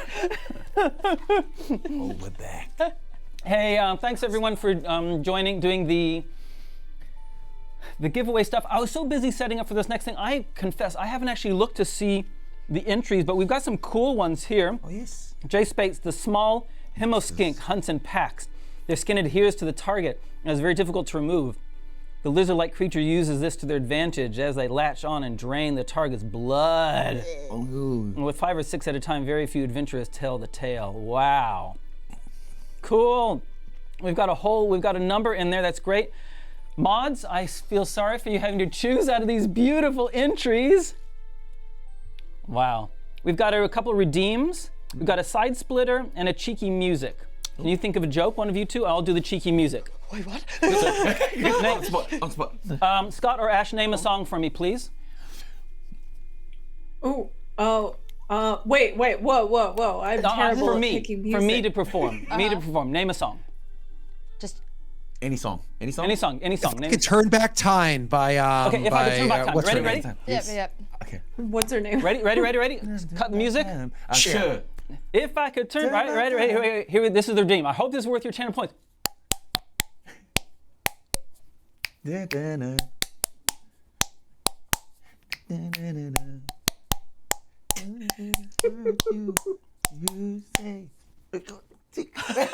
All right, there we go. Because they're like, what is that? Our sound is clapping. I hope that was worth your channel cheeky, points. So that's cheeky music. That was cheeky Now it's your music. turn. Who's got a joke? Who's got a joke? Joke. Anyone got a joke? On spot. Whoa. I can tell you my favorite Dungeons and Dragons joke. Okay, go. But my loyal people on our channel have heard me tell this joke before. I have really cheesy ones. Go, please, go. How many tickles does it take to tickle an octopus? How many? 10. 10 tickles. But octopuses have arms, not tentacles. Oh no, everything is ruined. Don't tell her that. Nice. Hey, thanks for the. The joke was me all along. I think I saw that we had. I think we had a raid or something earlier. All you beautiful people that have come in, if you're watching us for the first time, thanks so much for joining us. Really appreciate. If you're new to our channel, hit us with a follow. Thanks for all the subs that came in. That was really great. We've been burning through them with our inspires. How many have we used so far? Yeah. And crap. we've used 7 of the 14. Now, and also just want to say, mods, can you put a shout out, please, for both Catchy Cantrips. Ash is from Catchy Cantrips, and as you can see, Ash is a wonderful player, wonderful streamer. Please hit Ash with a follow. And also, can we have a shout out for Lost Initiative? Scott is the DM at Lost Initiative, obviously, a wonderful D&D player, streamer as well. Please hit them both with a follow. And Crystal is in a live D&D show here in the city that we're in. I am. So if you live within the Christchurch region, at Little Andromeda, not for the next 2 months, as Little Andromeda is on a hiatus, we do a live Dungeons and Dragons show. If you want to catch up with it, we have a YouTube channel. Just look up Dungeons and Comedians on YouTube. And yeah, you could see Raylene and I play, and Truby DM one of them. Fun. Now, before we get into the scene, last thing to say is micro thanks to our sponsors, World Anvil, BD&D, D20 Collective. Thanks so much for all of your support. Printable Dragon, thank you for your support. You'll notice all the minis and terrain among them. And finally, our giveaway people, Bespoke Boutique, thanks so much for supplying these beautiful goods for whoever is going to be the lucky person that wins it. And I think we're ready to get into it. You guys ready? Ash, Scott, you ready? You ready to murder some stuff? Yeah. Oh yeah. All right. Tahiru Toru music. If we can see the scene in front of us, please. Can you get rid of us? You have entered. You enter the cavern with. We have. Wow, those are impressive. Yeah. We have Isidore at the front. Something in the cave. Asta right behind. It's dusty. Maybe that. Okay. Oh my goodness, I'm throwing you everywhere. And our parking Manhandling merchant at the back. which you guys can't see on the screen, but it's there. And we have this tree, this dark tree. Believe it or not, it looks green, but it's actually not. That's just the trick of the light. Yeah. And around there are these bluish reptilian creatures, of which there are 4 of them. One is hidden behind this tree. And we go into it, and we'll start our normal initiative order. Asta, you're on. What are you doing, buddy?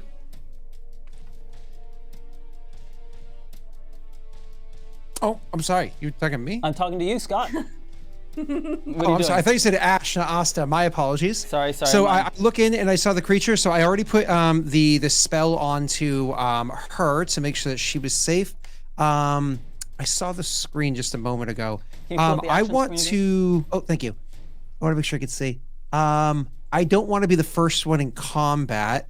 So I think what I'll do is I'm going to try to rush off to, I think it's to my character's right. I'm not sure how many squares that is. So I can hopefully take some sort of cover or hide back there. I can't count the squares though. Yeah, that's fine. 6. 6 gives you good cover. Yep, that's Okay. or you're Can I 5. hide? Yeah, and make a hide roll. Go for it. Oh, I was almost going to click it on roll 20, but I'm not using roll 20. I roll a die. I rolled a 3 plus 3 is a 6. Yeah, awesome. That's How cool. many inspirations do we have? You got 7 more I'm inspirations. not going to use it on this one. I can take a hit, you know. Ash, what are you doing? Okay, am I able to get past everyone? Yeah, I can't definitely. tell if there's enough space. Yep, for sure. Okay, Let's just keep it on the action thing so they can see it. I am excited that there is something here that is not villagers. So I want to just charge in Okay. and use my sword and try to get as close as I can to whichever one is closest. The one behind this tree, you can actually reach because your movement is 40. You've all been walking enough that you've regained your breath back from that sprinting you did, so you're all on full movement. So you can actually get up to this one. There's one on a rock here that you can't see behind a tree, but it is there. So you could get all the way okay. up to that if you wanted. Heck yeah. Okay, go. You get up, and it is. It's got these big black curved horns on its head. Black eyes, no pupils, no iris, sharp teeth, sharp claws. What you doing? Okay, I want to attack it full power with short sword and smite and all the things. I just All want the to go things. ham. Okay, you get 2 attacks. Make your first attack roll. If you hit, you can add a smite onto it. Okay. Lost things. 19. That hits. You bet it does. Oh! Yep, go for it. If you want to add smite, do you want to use a first level or second level? First level, you get to add 2d8. Second level, you get to add 3d8. Oh, I'm gonna do second. I'm just going crazy. I want to blow things up. Okay, so roll 3d8 extra plus your short sword's a d6. Go for it. Oh my goodness. Okay. This is gonna be a lot. Okay.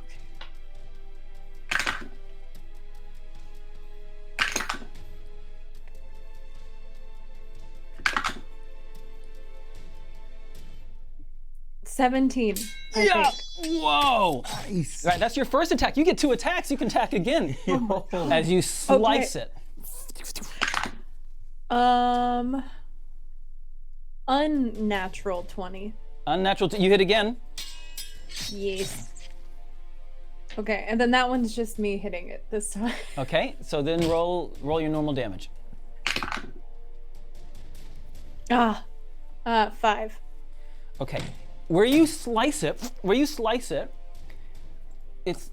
there's just dim illumination from the sputtering candle, which you must have dropped on your run when you ran over. You can't, but the blood looks darker than normal red blood as it oozes out of the chest wound that you've just opened up on it. Ātukaan, your turn. Ātukaan wants to immediately almost like as if to take in the environment. He wants to make sure that these things are void of any light whatsoever. They're not like villagers happen to turn into these lizard creatures. So he wants to make sure before, because he's very adamant that they may be darker than assumed. But yeah. But anyway, Okay, so then you need so you can just use your power. You've got that sense evil power. Yes, please. You haven't? Have you used it already? Did you use it in the shop? Yes, I did use it slightly. Am I not allowed to use it again? How many times do you get to use it? Do you get to use it infinitely or what? Does anyone know What is the Divine Sense? Divine sense. 4 times? Okay, no problem. Okay. Let me tell you what you sense. Okay, you can sense that these 4 creatures huddled around are definitely evil, and there's something at the tree itself gives some kind of horrible aura. The roots do all around it, but there's something at the base of the tree that is possibly the strongest of all of it. Is this Esther in front of Ātukaan, or is this That's me. Isadora. Yeah, Isadora. Isadora? So Ātukaan just wants to walk up to Isadora and says, there is nothing of light in this place. To Muketi they shall see our might. And then he said, but be careful. I don't think that tree is everything it seems to be. Okay. And then, Ātukaan wants to. Am I still allowed to You can run? run, and that's it. You won't be able to do an attack because the sensing and all that talking is definitely an action word. Okay. And then he says, Isadora, keep your head down, my friend. Runs to just behind this rock here. 1, 2, 3, 4. Just hidden. Okay, so you get a bit of cover. Isadora. Cool. I want to run. Oh, goodness. Am I able to go to one of them without taking an action? You can move 5 squares. 5 squares. Cool. Then I'll guess I'll go to the same one that Leah's at. 1, 2, 3, 4, 5, and you can actually get up to it as well. Fantastic. While I'm here, I'm going to cast Sanctuary on Leah as a bonus action. So that means, what does that mean?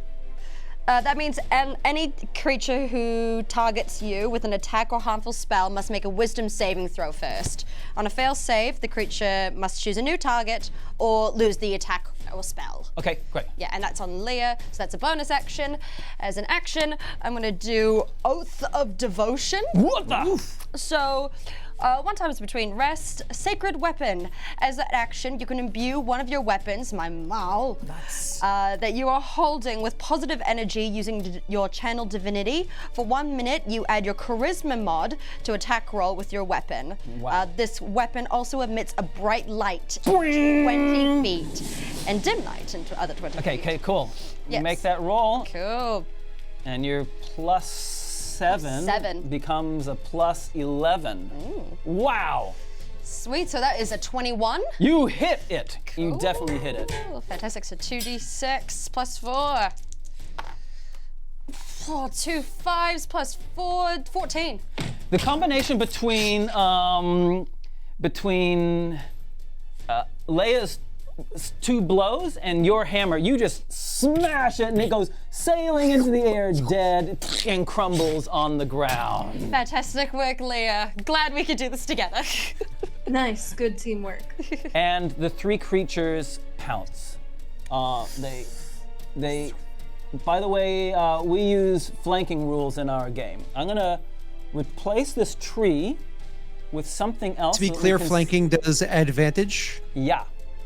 I'm just gonna add something smaller so that we know that there's a tree there, but you can see what's happening on the other side. I hope that's Thank you. hope that works out for you okay. 1, 2, 3, 4, 5. Oh yeah, a very small tree. One does a double movement to get around to flank Isadora, and the other one jumps up and wails on you, Isadora. Okay. Claw, bite. The claw gets a 21. Yeah, hits. The bite misses completely. Fantastic. Oh, sorry, advantage. Oh, Still misses. cool. And for you, Ātukaan, the one in front of you also jumps onto the rock and then tackles you, grabbing onto you and biting you on the jugular. Try. And it gets a 19. Hit. As its teeth sink in, razor sharp teeth You take 7 hit points damage. Tell me. Sorry, does protection from evil and good do anything with that rolls? I will re-roll all of your rolls. Yes. Because you've done protection from evil and good. I will re-roll the attacks. Disadvantage on you. That means all of them miss. Woo! Okay. They all miss, and it's up to the end. Our friend Wyndham comes to the door and just kind of starts quaking. Oh yeah. And then there is like a pulse from the tree, and a kind of blue and purple energy goes that's in the leaves, kind of dims, and you see through the trunk of the tree, this purple and blue energy goes down and pulses out of the roots everywhere. And the protection from good and evil is gone. Oh, okay. Completely gone. Oh, so we don't have to concentrate on it anymore? You don't have to concentrate on it anymore because it's gone. Okay, cool. I get my concentration back. And the roots, the tenderest roots around the ground, seem to grow. And you hear like a cabbage being squeezed Oh, as the roots kind of extend and try to start wrapping around your ankles. Up to you, Asta. Cool. I just need to be able to see the board real quick. you're So right that here, one Asta. that dove on top of him, Yep. did it not dive off? It's still on the rock. Yeah. Ātukaan repulsed it with his shield or something like that. So it stayed up there on the rock. Not a problem. I have 5 squares of movement. I'm going to do the best I can to maneuver to get flanking if that's feasible. If not, I'll just get into melee. It is completely feasible. You get exactly around to the other side. It means that you probably need to climb Perfect. up on the rock, to be honest, if you're happy with that. It's fine. I am perfectly fine with it. As I'm moving forward, I throw a hand out and say a prayer that the others aren't very familiar with, putting Hunter's Mark onto the beast, and then I will attack it with advantage. Okay, roll. First attack with advantage is going to be 14 plus 8 is a 22. Well, if a 17 hit, then a 22 will hit. You hit. Perfect. So that's going to be a 2d6 plus 7 because of Hunter's Mark. So it's going to be 9 plus 7 is 16 points of damage. Okay. Cool, you get 2 And attacks. it's a magical sword, to be clear. So in case there's any form of resistances, it is a magic sword. Yep, I understand. And you get 2 attacks if you want to attack again. Yep. And the second one's going to be a 13 plus 8 is a 21, so that's a hit. Yep. And 7 plus 7 is 14 more. Oh my goodness, and it is on death's door, and it crumbles. It's still alive, but it crumbles onto its feet and looks around between the two of you. Leah. I'll look past it and say to him, be like, I got it nearly there. Finish it quick. Cool. Leah, what are you doing? So there's 2 of them that are near us right now, and there's one like right next to me. Yeah, there's one right next to you up here. That's right. Okay, I'm gonna go for just hitting that one then. Same thing with hitting it with the short sword. Okay. Or slashing it. Yep.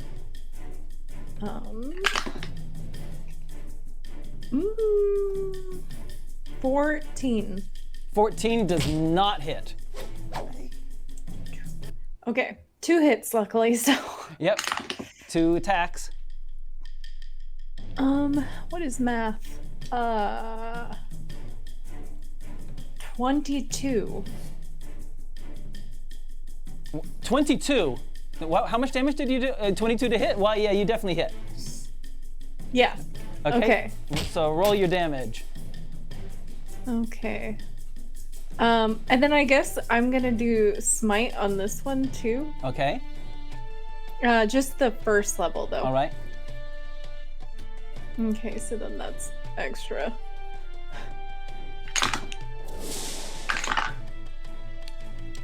Five plus 3 is 8 plus. Also, I totally forgot to add 2 last time. It's still dead. So go. Yeah, 13. For some reason, that number keeps happening. 13 is the lucky number for tonight. Yeah, and now that the maul that Isadora is holding is giving bright illumination, you can see that where your blade rakes across the creature that you just sliced, the blood is slower than normal blood, as in thicker, and it is black. Ew. Ātukaan. Ātukaan, very in tune now with Asta and his dance with the beast. He turns to the beast and says, "Oh, so you like to dance in the dark as well?" and then he just kind of gives the wink. "I've got this, my friend." And Ātukaan wants Hadouken with the crevice moon on his shield. As the beast is kind of like looking back and forth, he wants to catch it perfectly as its head comes in between that little crevice. And wants to maneuver to slice it off. Yes. Yeah, right. Yeah, I got If that's yeah. the old cigar slicer trick. That's the one. He goes, Okay. Oh, hello, heads up. At advantage because you're flanked. Okay, advantage. Thank you for the Fine. advantage. Dang it! I'll take the 9 plus the what do I play? 6. Yeah, you're +7 because your sword is +1. That's still not good enough. That's your first attack. You get 2 attacks. Okay, a second attack. Still trying to. Yep, he couldn't quite wedge the shield in its place. Now he's going in again for that same move, and he gets another 6. 6 plus 6. You're at advantage because you're flanking. Come on. 14. That's way better. Plus a 7. That's a 21. You hit. The sword is 1d8. Is it 1d8? Yep. Unless you want to use smite and add more onto it. Can I add smite if that's okay? Yeah. Yes, I'll use smite. Yes. Add 2d8 onto it and burn one of your spells. 5 and 7. Nice. Ooh. That's 12 and then plus 2. Yeah, 14. it's gone. And the head is severed. Nice. And our rating goes from PG-13 to R16. As the You should always come to the light. And then, yeah. Okay. Yeah, cool, beautiful, and it is gone. And it falls into 2 pieces. Ātukaan wants to, just look over there to where the other 2 are, and trying to make his way there. Yeah, you got movement. Move yourself. And 2, 3. okay. Cool. Quick question. These are fiends? You don't know what they are. Okay. I might as well just try and find out. So I want to do turn the unholy. Okay. So I take out my holy symbol and I speak a prayer. And each fiend or undead that I can see within 30 feet must make a wisdom saving throw. Excellent. Thank you. And light illuminates from your holy symbol. Yeah. Yeah. God of light, and nothing happens. So that's your action, baby. Yeah. And that's their turn. And they don't seem to mind that their friends or their fellow creatures are dying around them. And the light that's emitting from your maul is clearly you're the one they want to eat on. Cool. And so they eat on you. And so here come 4 attacks for you. All of them at advantage. Oh. Okay, a 19. Yes. A 25. Yeah. A 22. And a 24. Amazing. As the teeth sink into you. You ready for this? Yeah. This is a lot of dice. Yeah, I can see that. 6 and 4 is 10. Okay. 20. Plus. You take 35 hit points damage. Okay then. So 44 minus 34. 9. It's 9, thank you. And Oh, that's fun.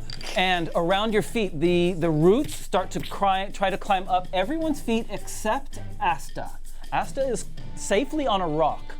The rest of you make a dexterity saving throw to avoid the roots from climbing up your legs. Natural 20. 16. What'd you get, Ash? 17 plus a lot, so 20 something. No problem at all. And that's with the light shining. Asta, you're the only one and with your massive passive perception, at the root of the tree, because remember there was a tree there, not some friendly little wee beach scene. At the root of the tree, on the other side, there is, coming down this, down the hill, there is some large, fleshy thing. The others are not aware of it. And it is your turn, I buddy. don't have any ranged. Yeah. What's the distance between me and it? How many squares? 1, 2, 3, 4. It's only 20 feet away. 20 feet away. That's within range of a dagger, but I can't draw. I'm not going to be able to get to it, unfortunately. How far is Isadora, I think the name is, from me at the moment? She's 30 feet. It's too far. Damn it. I think what I'll do is, because unfortunately I can't get that far. I want to make sure they're aware of it, so I am going to cast an illusion. Use minor illusion to put an illusion over where that thing is. Yeah. So that they can be aware. So more or less like literally make an arrow, a blinking arrow pointing down. I love it. Okay. And then I'm going to use a bonus action to shift my hunter's mark on top of it. Okay. All right. Ash, you're up. Okay, seeing that Isadora directly in front of me, I believe, just took a ridiculous amount of attacks, I'm going to use Cure Wounds on her directly in front of me. Thank you. Oh, and also we have all those boosts. So now that you're doing that, we've got 3. So you can do your Cure Wounds. But if you want to use boosts, we've got an extra 3d8 worth of hit points that can be rolled by someone. Ooh. So Ash, so take as many of those boosts as you want, Ash, as you do this healing. Here, am I allowed to roll first and see how? Yeah, go for it. Okay, let me see how well I roll. Oh, I actually got an 8 on a d8. That's how much Cure Wounds was, right? Yeah. Nice. So then plus spell casting. Oh, but you took like 30 something. Okay. I'm gonna use one of them. Use one of the boosts. Okay, roll an extra d8. Yeah. 7 and 8 is 15 plus spell attack modifier thing. Where's my spell modifier? I think it's it's 2. Yeah, plus 2. So yes. 17. You get 17 back. Oh. Woo! Very nice. And Ātukaan. Oh, by the way, you doing anything else? Like you can move around, you can do anything else, and you see the illusion that Asta has put that over on this side. There is some kind of fleshy thing just lying down. Ew. We still have the beasties in front of us, so I'm gonna get an angle on the one that's next to me because I believe I have that spiffy thing where if I have hit something, which I have, the one that's next to me, I can move around it. Uh-huh. Yep. So I'm gonna get a better angle on it. The best would probably be to go on the other side and then create a flanking chain. I like it. Flank chain! Okay. Chain. Okay, so that's what I'll That's do. you do? Okay, Ronnie. Ātukaan, yes, by surprise will come up behind this beast here and would like to pretty much use his shield, taking from inspiration from an earlier stunt that I saw. It was put shield down, slide across as he kind of pretty much drives his sword and skewers this thing all the way through from tail to head. All right, I love this idea. Let's see if you can roll it. Okay, Pull it off, baby. You're at advantage because you're flanked. Can I flank? You're Okay, I'm flanking gonna use them, it. I mean. Come on, advantage. 15 plus You're on a +7, right? 7. That's 22. Yeah, you hit it. Sweet. Okay. 2d. Can I divine smite it as well? You bet you can. Yes. Okay, 2d8 5 plus 4, 9. Anything else I add to that? This 5, 4, You plus add- 2 plus 2. 5 plus And the smite is 2d8, so you add another, do another d8. 2. 3. No, just one. Oh, yeah, 3 plus 3. That was up to 14, I think. Yeah. 14. Well, this one hadn't been hurt before. So your first attack doesn't take it out, but you still got another attack. Yes. Okay. Yeah. As he turns around now, as he's got a. Okay, you're halfway through. D20. Woo! Natural 20. Yes.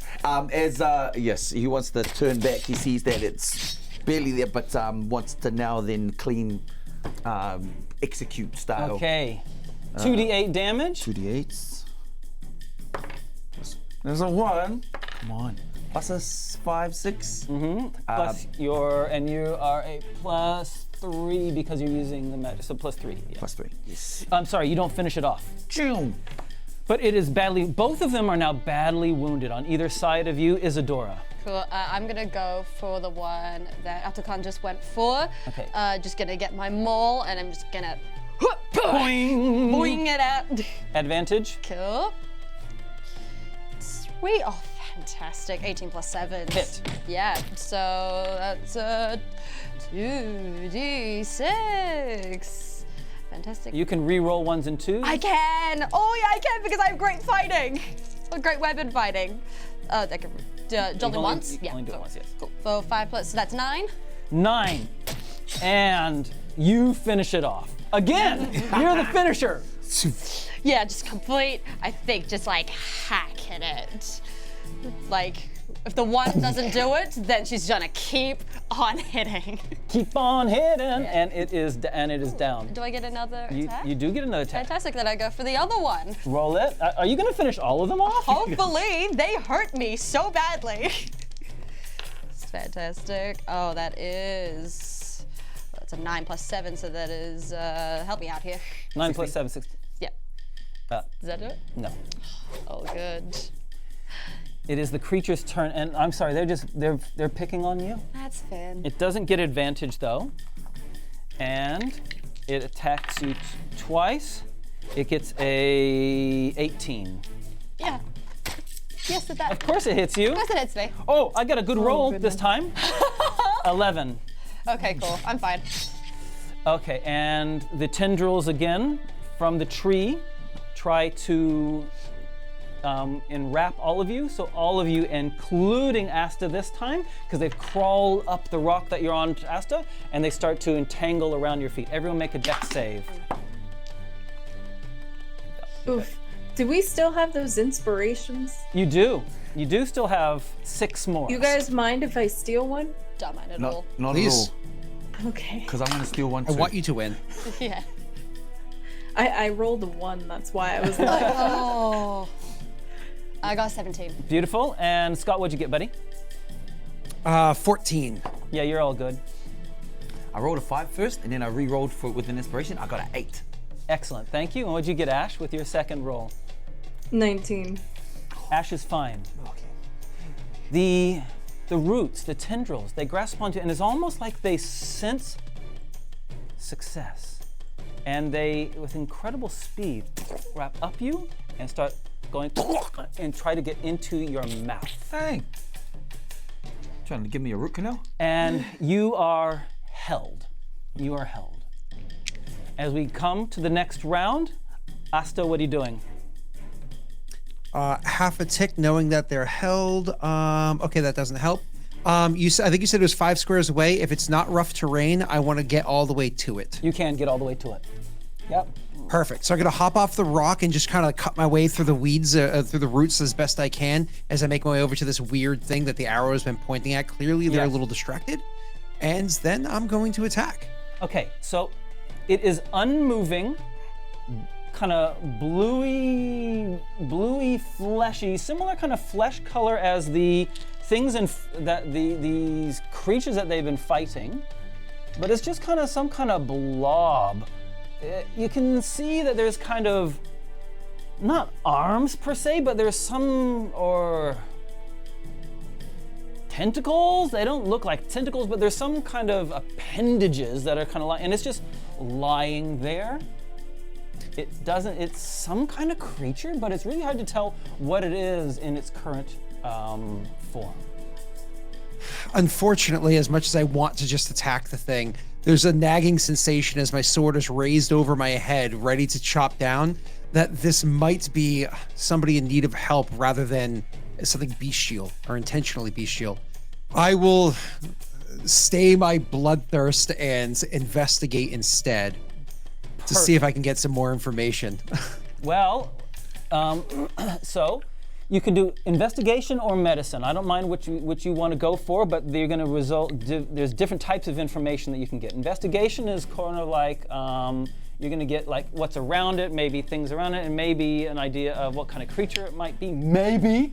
Medicine is more closely like the anatomy of the thing and what healthy state it's in. What are you going to go for, buddy? The only anatomy I know is stab in the throat or the heart, so I'm going to investigate. Okay, roll it. I rolled 11 plus 3 equals 14. I will not inspiration it. 14. Okay. This creature is much larger than human. Is it a slug?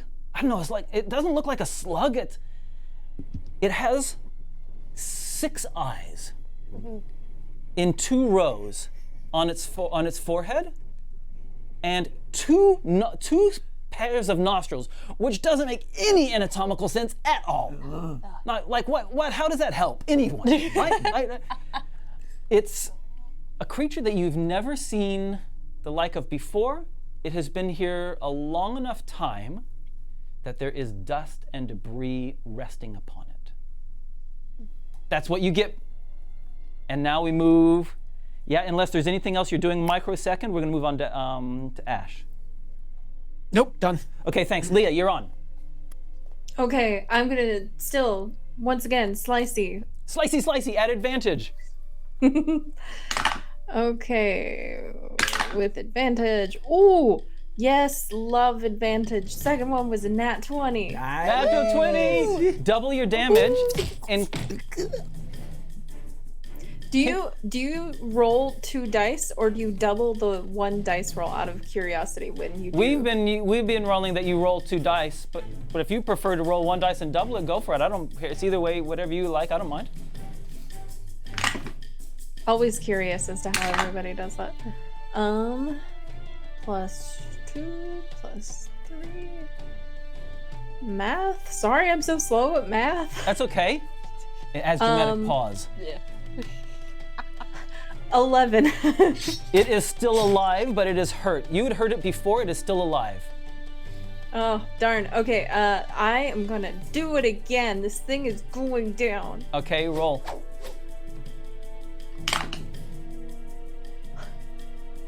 Oh, I'm not even kidding you. I just got another 20. Wow! Double 20s. Now is the time. I have never had that happen before. It's a 1 in 400 chance. Oh, really? Oh, God, math. Okay, so that one was less, 9. It's enough. This is your 3rd time you've struck it, and you've struck it really soundly all 3 times. Feel free to describe it as you take it out. Okay, I was very determined. I even kind of peeked past it, looking at Isadora like, you have killed so many of the things. and then I managed to slice this one in half. I just very quickly slice it. Cool, nice. And it falls to the ground, and it's black, thick blood. Doesn't spray out like usually, it just kind of oozes a little bit. Blech. gross. And Ātukaan. Ātukaan held. As these things creeping in. As he feels, before his speech could be taken from him, he wants to attempt to turn the unholy. Is that a thing he can attempt? You can definitely within attempt his it. restrictions. And so basically he stretches out and he reaches a little a pendant holy pendant that he carries inside his armor, and then he just says in his karakia, beware the wrath when I smite. I come in the name of Muketi, who brings delight, and then hopefully. Great. Yep. And the rules are, if it is undead, Yes. or Fiend undead that can see or hear. Yep. Yes. Within 30 feet. and You must make a wisdom. it is not. It's not. It is not one of those things. And so it doesn't do anything. That is your action, I'm afraid. Yep. I'm afraid that's what you got, Crystal. I'm running to Ātukaan and I am trying to. I don't have anything sharp on me, so I think I'm just gonna like just try and like rip it off, just away from his face. Okay, like make his a strength roots. roll. Cool. And just add your strength bonus on. Fantastic. Dirty 20. Whoa! Now, it's a matter of how much you're able to take off. So you're going to roll a d2. Okay. A 0 is going to be nothing plus your strength modifier. A 1 is going to be 1 plus your strength modifier. So odds are 1. Sorry, odds are 0. Evens are 1. Do you understand me? Yes, I do. What dice? Just roll any dice. It doesn't Okay, matter. Cool. That's a 1. That was an odd, which Yeah. is 0 Cool. plus your strength modifier. So that's 3. 3. You do a lot, but you don't get all of it. Cool. Okay. And it is their turn. Ātukaan. It enters, it goes and tries to find all of the, thank you for that. Make a wisdom saving throw. Okay, wisdom saving throw. Come on, wisdom saving throw. 16. Yes. You can hear a voice as these things enter you. A voice, a deep voice says, "Little one, why are you here? Tell me all." But you do not have to, you succeeded your save, so you do not have to answer it at all.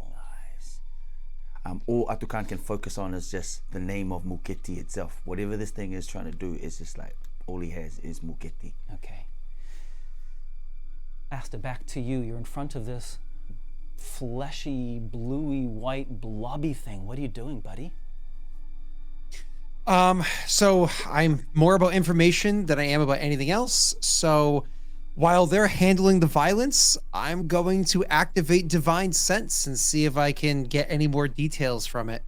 Okay. Tell me exactly what the rules are of Divine Sense.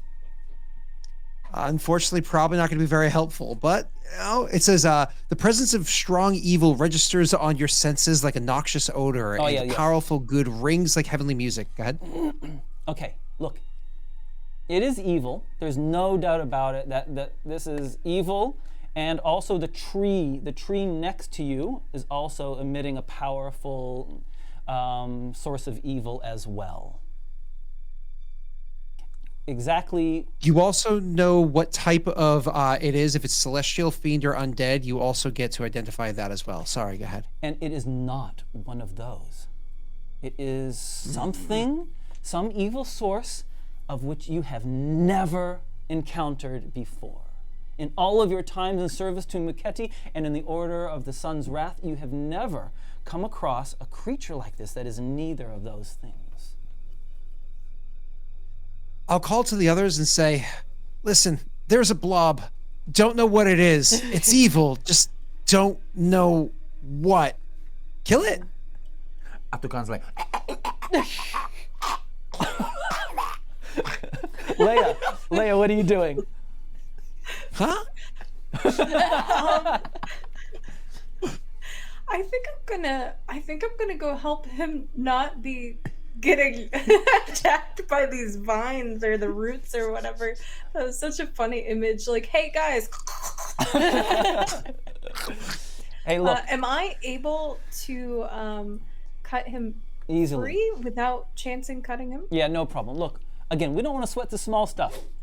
With your sword skills, your dagger skills, no problem. You can easily cut free. Yeah, no problem. We can just assume that Ātukaan has been freed from it. thank you. Thank you so much. Oh, Of course. okay. Hey, Wyndham, you good? Wyndham says, Oh yeah.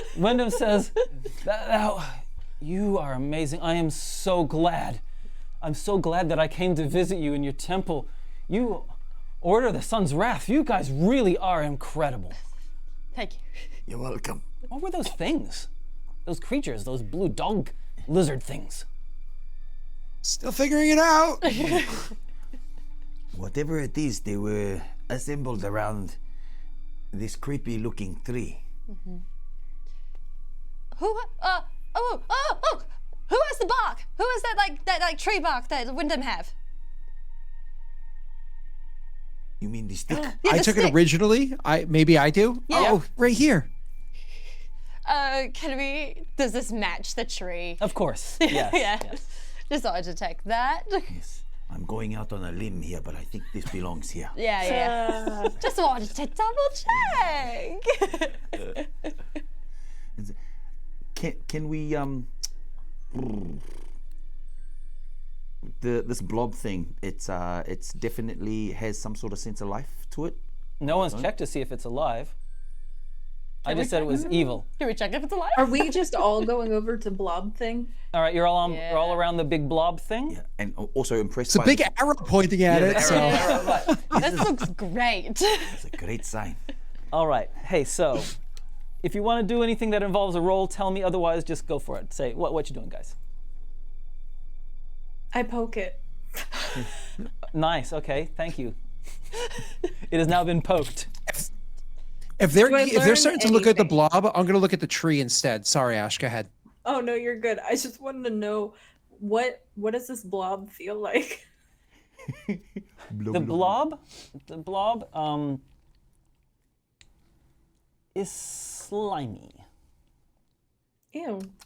but it has a whole bunch of stuff that's kind of fallen on it over time, which doesn't make a lot of sense. It's slimy. It's cold. It is cold. It doesn't feel like it's alive because it's cold, but it's still slimy. The slime hasn't dried out over time. It's a pretty weird combo. Moist. Ātukaan takes up on Asta's lead and wants to investigate the tree as well. Okay. He has a feeling that the source of something might be coming from this tree. Okay. Yeah. And I think I just want to do. I don't think we can do a lot in here. Just like speaking as Isadora, just like, I don't know if we can actually like do a lot in this cave to investigate what this thing is. My assumption is that we bring it back up to land. Maybe bring it back to the might be temple, and then we can discuss stuck. over to what this is. Well, if you want to Can pick we it up and bring it? carry it, be my guest. Well, fine. I'm gonna try and pick it up. you start, and meanwhile, Be careful. okay, and yeah. Ash, what were you going to say that Leah says? Oh, I was about to just say, how big is this thing exactly again? Okay, all right. Look, it's large. Okay. It's larger than a cow. Oh. Oh, Okay.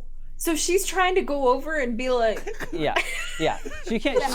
She's pretty strong though, and it seems like it has one large main body bit, Sure. like tubular bit, which ends with some kind of fin things on the back end of it, Okay. and then it looks like it has two army, slimy, thin, tubular bits. Tubular bits. Yeah. Yeah, okay. So you can pull if you had help, you guys are definitely strong enough that if you wanted to work as a team, you could definitely take it up. Can Ātukaan do something really random? Okay, Ātukaan just wants to go shoot with his sword, and he up next to the tree, drive it straight into one of the fattest roots that he Okay. finds around it. Just Let's to, turn our attention to the tree. So you and Scott, what's Asta doing? You guys are on the tree. Yeah, actively investigating it, seeing if there seems to be a broken branch off or something like that, because there was the branch that was with us, so my shield would be away, so I could have the branch out. And just seeing if it's somewhere that it goes or if it connects. It looks like it's probably the same type of plant, so on. That's what I'm looking for. Yeah, Obviously, definitely. he's stabby. Yeah, with your excellent investigation, you're a pro at this kind of stuff. You can definitely find that there are some bits that have been broken off of the roots, and the piece that you have is definitely the right circumference and break to fit one of those breaks for sure. Then, and while you've done that, Ātukaan drives. Yes, Ātukaan, out of instinct, he feels that in order to break whatever this blackness is around it, he needs to get to the root of the evil. Okay. Yeah, I was sitting on that one for a while.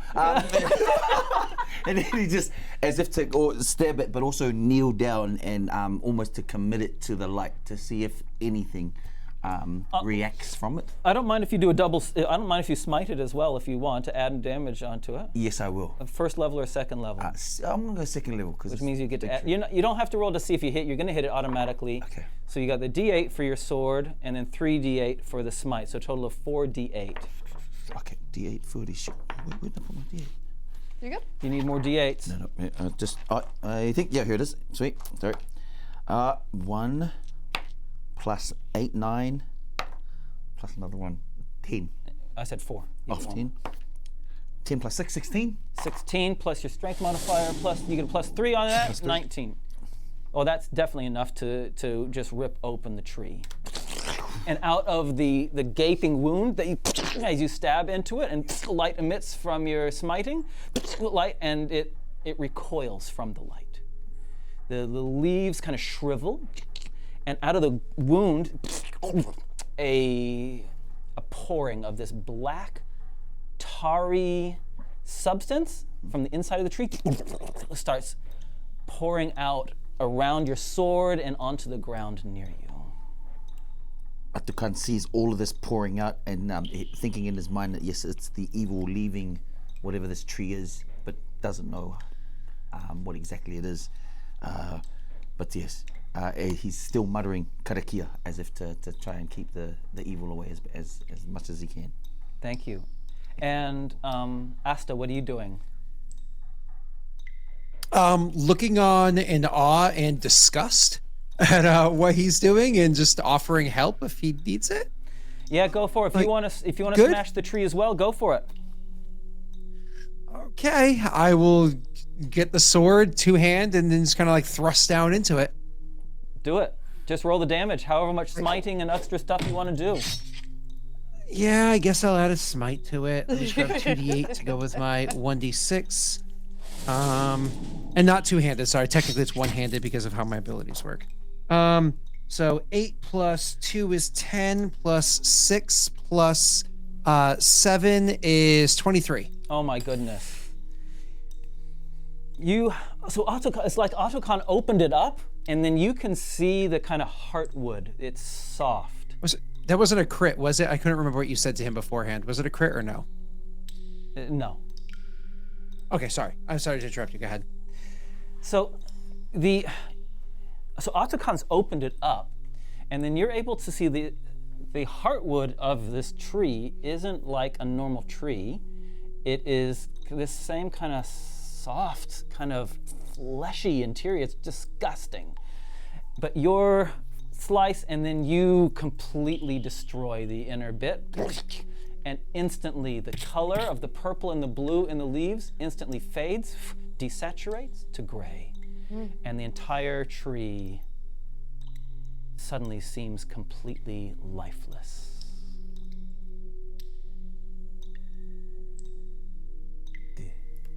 Did that do it? And Ātukaan looks up at the tree, which no longer has its purpley. That's it, right? I guess. I mean, yeah. I'm just gonna use divine sense instead of responding verbally. Just divine sense, just to look, and if it is, then I'll just nod. Well, look, the sap, for want of a better word, the tarry black substance is still pretty horrible, but it doesn't look to be, it looks like it's gone. Yeah. The tree, the roots themselves, they seem to be gone.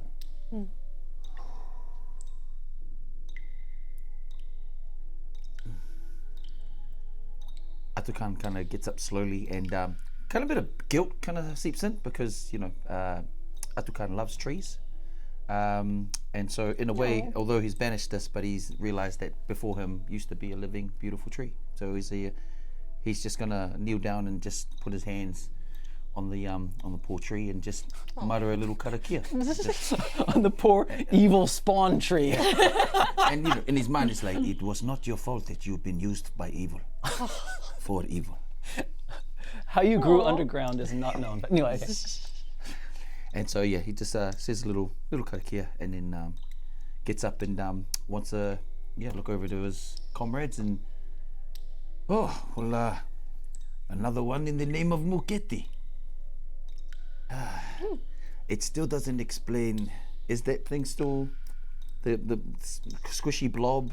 That Has she Isadora is successfully dragging off. lifted it? Sorry, what'd you say? What did Leia say? What'd you say, Leia? I was just saying, did Isadora successfully lift it? Like, I don't know if while they were hacking down this tree, her and I were just like sitting there trying to like pick up this nasty, slimy flesh thing. Yeah. Yeah. Look, Slimy dead body. Hold it by the head. Hold it by the head. Oh God, it's getting in my mouth. Close your mouth. Esther and I are just like looking on and like this. it's slimy, but Arrow's still pointing at them.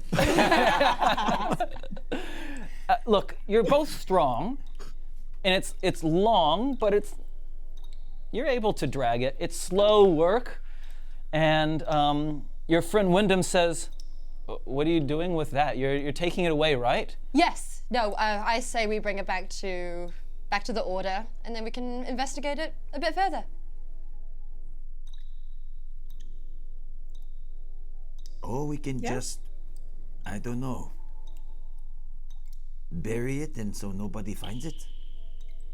Give it a But burial. wouldn't more information be good?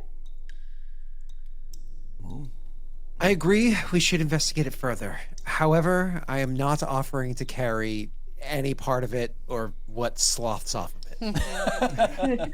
It's really not that bad, I say with just like slime going down the side of my face. I wave away the arrow pointing down, and I'm gonna go back to check on the dude man. Dude, Wyndham. man. Wyndham. Oh, Wyndham. Wyndham is he's an interesting combination of disgusted and relieved and impressed. Like, you guys are rock stars in Wyndham's book. He came a knocking, asking. You guys have delivered big time. He's really impressed, and wow, it's just, I don't know. Wow, I knew that you Muketi knights were impressive, but I had no idea. Well, I have to say I'm impressed as well. You subverted my expectations of being the one behind it all. And then I'll looking in his eyes, slowly put my sword away. Me? Well, I'm glad that I'm not. Could have been a short day for me. It sure could have been. It's not over yet. They still need to bring that thing back to your town. So But you're not keeping it in my town, right? No. Surely. Unless you want it to be. No. No? No. Okay. And so we have. Were you going to say something? No, I was gonna say something like, it would make a great rug. The throw of a couch, maybe. But okay, yeah. And then as he's saying that, he's gonna help the other two trying to carry this big slug out of the cave. Yeah. And the so you leave behind the now dead dark tree, and its oily, tarish sap, and all of its veiny tendril roots go up the corridor. And unless there's anything you're specific, and then when you come out into the light, the villagers seem to be free from whatever was befuddling them and influencing them. And unless there's anything you're particularly wanting to do in this town, I will assume that you put the creature thing, slime beast, whatever, onto a cart and travel back to Centauro, the capital city. Unless there's anything else you guys want to say around that. No? No, it's just, Ātukaan just said, no, don't thank us. Thank Muketi. Remember, Muketi is the light. Yes, he will always be there in time of darkness. And it's just saying goodbye. And pretty much really impressed with his team. He looks at his team and goes, onwards and upwards we go. Job well done today. And then, So, thank you. Beautiful. Star Wars scene change. You're back at the temple. Maybe not quite. Good, Kelly. Oh my. Not that much of a change, Kelly. Back at the temple, another day has passed. Tell me, what are you doing? What's the intention to do with your finding, with your trophy? Back at the temple. I think this is an Isadora and Ātukaan because you're the two brains of the operation. No insults to Ātukaan and Leia. I don't know. I feel like I just want to cast a spell on it and just see what happens. What do you think? I mean, if you know much by way of divination spells, sure, but I honestly wouldn't mind cracking open a couple of dusty tomes and seeing what might be in there. Oh, yeah. No, let's go with you. I don't want to just blindly cast like lesser restoration on this and just like see what happens with that. I'll give a wicked grin and say, there was this one book that it's in the back of the library. It whispers when you walk by. We should check that one. Okay. And so you two start going down, trying to figure out things. Okay, cool. So let's make some kind of roll. If you have Arcana or Medicine or even History, Okay. you can use one of those. Go ahead. Cool. I'm gonna use Arcana. So that is 25. And what'd you get, Asta? I am terrible at these, but I will roll a history. I will use advantage just in case. Yep. I got a nat 20! The first one was an 11. I got a nat 20 if I could get it to focus. No, it's not doing it, dude. Oh well, whatever. That's okay. But I also cast Minor Illusions to make books whisper around her while I'm looking anyways. Oh my god, I'm just hearing so many words right now. This is so much fun. Okay. So you two are hitting the books. Yeah. I'm going to share, you both discovered two different things. We'll come back to that in a second. Ash, what is Leah doing? You've just come back. What's your intention? Leah is weirdly fascinated by the creature, so while they're trying to like actually study up, she's just hanging out with it and trying to does it have a face? Yes. You ready for this?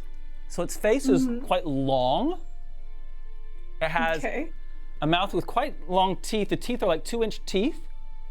It has 2 sets of nostrils on top of it, and as I mentioned before, 2 rows of 3 eyes on the side of its head. And then it has a kind of ear, kind of tentacle things coming off the top of its head. Okay.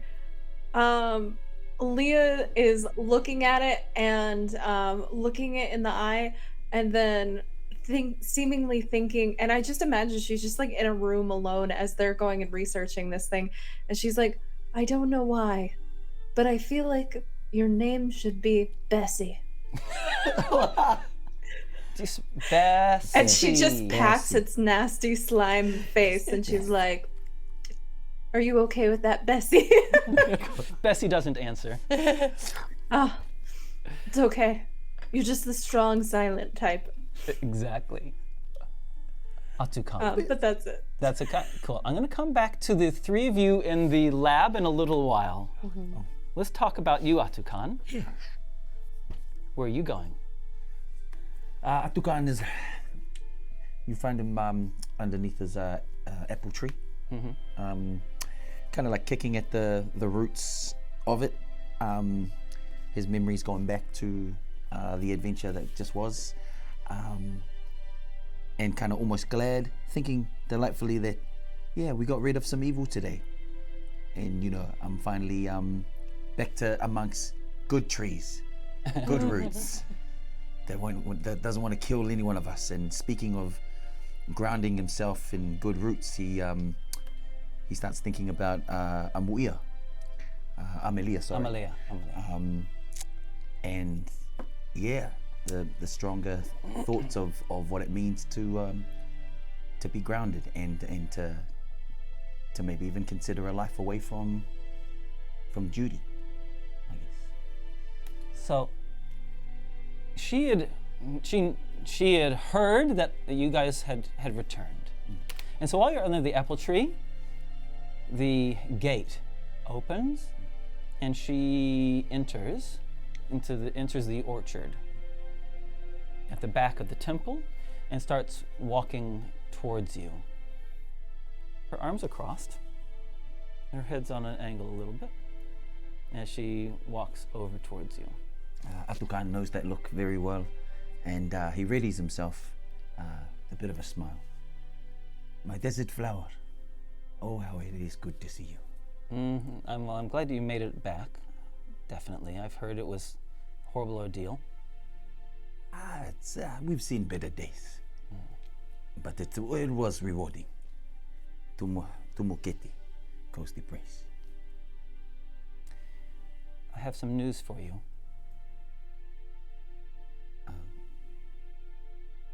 I hope it's the news that we welcome and enjoy. I think it's good news, but I'm not sure how you're going to take it. I'm pregnant.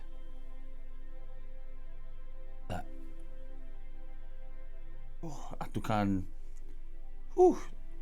it's not like a hit to the stomach, but it's more like an instant hit to his heart, because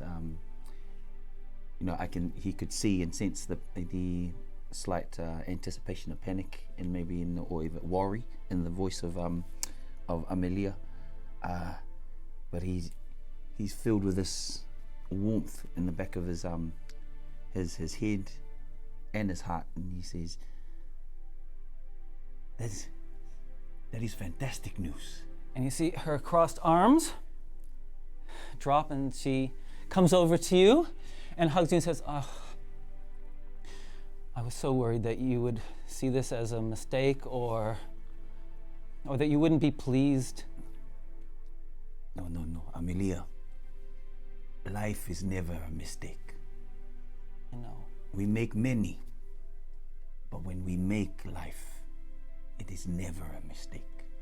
Oh, what are you going to do? Muketi will always showed me the way. But this is what we wanted. A life away from this life. A chance to grow life of our own together.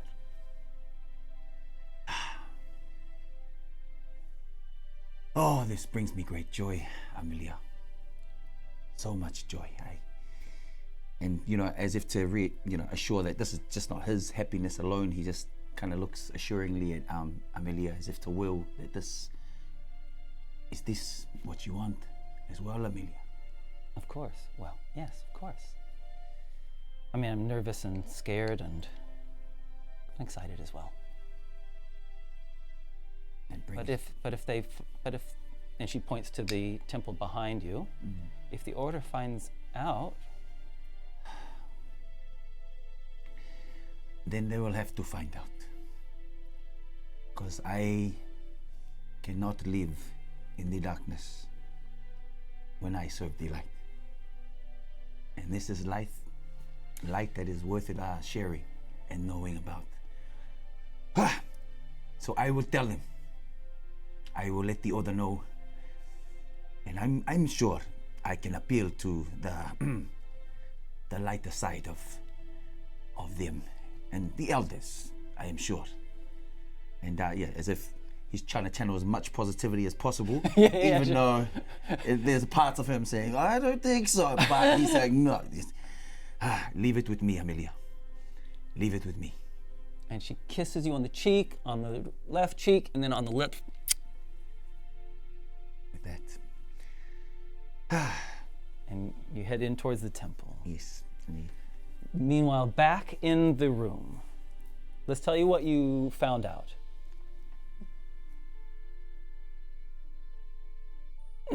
History roll. History roll. Asta. This creature matches the description in a very, very old tome. Written in a script very old, not used anymore. From the Old Kingdom, before Arumia was a kingdom, in a time of great bloodshed and war. They are referred to as the Voiced Ones. And they are a mythological creature. The Voiced Ones are mythological creatures, which myth says ruled this world, or at least the people in this area. And the books describe them as being creatures of unimaginable evil and greed.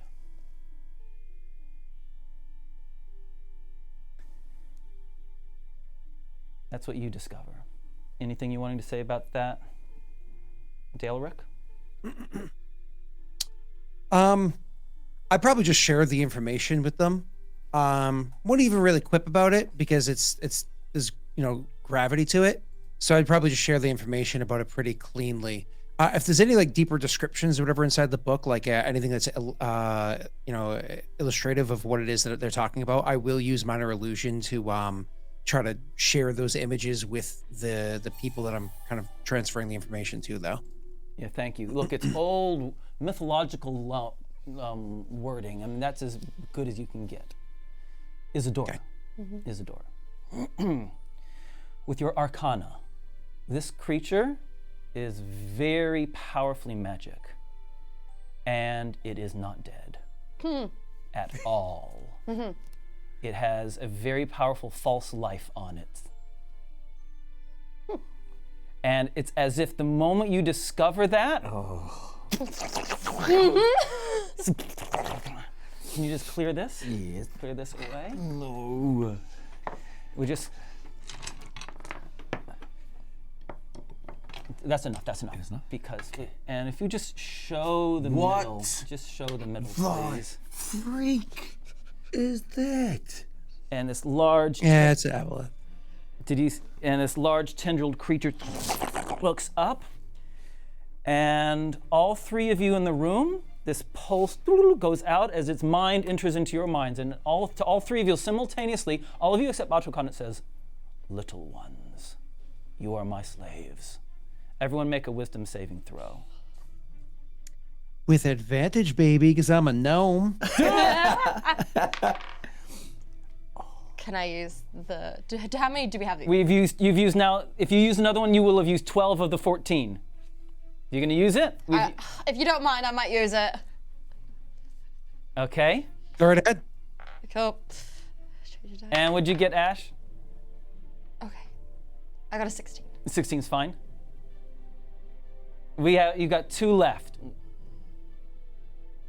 We can't hear you, Ash. Have you muted yourself? Yeah. So you have 2 left. Do you guys care if I steal another one? Go for it. Don't Welcome mind. to. Go ahead. Okay. I didn't want to just take it. Oh, that didn't help too much more. This is wisdom? Wisdom, yeah. 7? As your will is completely gone from you. You are now its slave.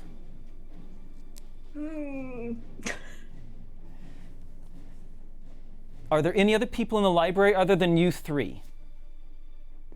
Just so you know, mine was a 15. I didn't say the total earlier. 15, that's okay. You needed a 14. I believe we're alone to answer your question. Yeah. Okay. It looks around. I just want to angle it up so you can see its face a little bit more. Ooh. Okay. Creepy. So and it levitates above the ground and says into all of your minds and says, "Why have you woken me?" And turns to Leah and says, "Kill the other two." And it floats up and moves towards the stained glass window above. Asta, what are you doing, buddy? Well, I want to kill that thing. Is this the same day, or is this many days later? Have we had long You've rests, had a long or what rest. have you? You've had a long rest. You're at full strength. And by the way, you're a bit closer to your mic, so you're a bit louder, and Ash is a little bit quieter. Cool. So, That's a bit too quiet how now. far That's away too is quiet it now, since it's buddy. moved away? Okay, can you say that again, my friend? Yep. How far away is it now that it's moved away? It's only moved 30 feet away. 30 feet away, so I will not be able to get to it in one move with only a 25-foot move. I will instead try to tackle my friend because I do not want to hurt her. And I'll Okay. literally say, "I don't want to hurt you." And I'll try to grapple her, if you will. Roll that dice. Attack roll or athletics? You can make it athletics, I don't mind. Athletics is way worse. So Good. No. I rolled a 7. I will accept my die roll. I have a modifier of 0. I'm a You no. do not tackle her. She is too wily for you, buddy. Ash, what are you doing? I guess I'm attacking my friends. Okay. So I guess my friend that just tried to tackle me, I'm going to attack you. I'm sorry. Roll Maybe it. I'll roll badly. I'll roll my unlucky dice. We'll put on a smaller pedestal. Oh, poop. 24 doesn't hit, does it? Yep, and Asta, I think a 24 hits you. Right? Oh, yeah. Roll damage. Oh, yeah. I smite at 2nd level because I'm trying to kill you. Roll 3d8 and 1d6. Okay. Oh, at least that one was bad. Actually, I'm rolling poorly on the damage, so that was actually very convenient. 5. Only 5? Yeah, I rolled 1s and 2s and things. Wow. Like, it was bad. Ronnie, I can assume that Ātukaan from the distance hears some noise and commotion. But you're too far away. You're going to have to run. Okay. He's running. And Isadora. Cool. I'm gonna cast protection from good and evil on Leah, because if a target is already charmed, frightened, or possessed by a creature, a target has advantage on any new saving throws against the relevant effect. Okay, very good. Its turn. The creature, the large creature, the voiced one, rises up and just smashes through the stained glass window and kind of and just slimes itself off and into the sky over the city of Centauro. Oh no. Asta, you're up. Yeah, I think you said you did 25 damage to me because you smited, correct? You smote? Yeah, I realized I forgot to add a 5. I rolled because it was 3d8, right? Yeah, and a d6. Yeah. Yeah, I rolled like all 1s and 2s, but I forgot to add the +2 and 3, so I think it was technically 10 damage. 10 damage. Okay, just 10. as a heads Okay, up, cool. But yeah. Perfect. So I'm gonna look at I'm gonna look to your character, Leah, and I'm gonna say, "You good now?" Am I? She doesn't look good. Oh, protection from good and evil immediately ends effects. Did it not end the effect in her mind? Yes. It probably would. Does she just does it automatically end that possession effect, or does she get just to get an extra You like to save? pick a card? Yeah. I think it believe automatically it's just ends for the duration. I believe it's advantage. Creatures. It- If the it- target is already under by such, they have advantage on a new saving throw. Oh, okay. No, Yeah. it's advantage. So You're at correct. the end of her turn, she'll be able to do saves, but at the moment she's not good. Okay, so I say you good, and when she doesn't look good, I say I'm sorry. I draw my sword, and I'm gonna stab her. Okay. But I'm not gonna smite. I'm not gonna smite. My first attack is going to be an 18 chance to hit. 1/8 chance to hit. Does that hit? 18 does hit. Okay, that's going to deal. Oop, wrong die. 6 plus 7 is 13 points of damage, and you automatically get another save with advantage now. Yeah. Oh, heck yeah. Okay. And it is your turn. You can do your save at the end of your turn. So what are you doing, Leia? Oh, okay. So I have to hit again first? You have to, you have to try to follow the instructions. You get to roll your save at the end of your turn. Okay. So I attack again violently. Roll it. Oh my gosh. Okay. Oh no, that's 15 plus 7, 22. Asta's being destroyed. I have another second level smite that I can do too. Yep. Oh That's my fine. gosh. I only attacked you once. I intentionally didn't attack you twice, so. Yeah. Okay, so this is fine. Okay, so then that is a D6 that landed on a 1, and then D8 4, so then that's 5, and then another one. Oh my god, 4 again, so then that's 9, and 3. Man, at least I'm not rolling like super high. Oh my gosh. So what was I at? I'm so bad with I think you're on numbers. 12, right? 12, okay. And then it's plus the 2 and plus the 3, so then 17. Okay. Not a problem. Wow. And she soaks it up.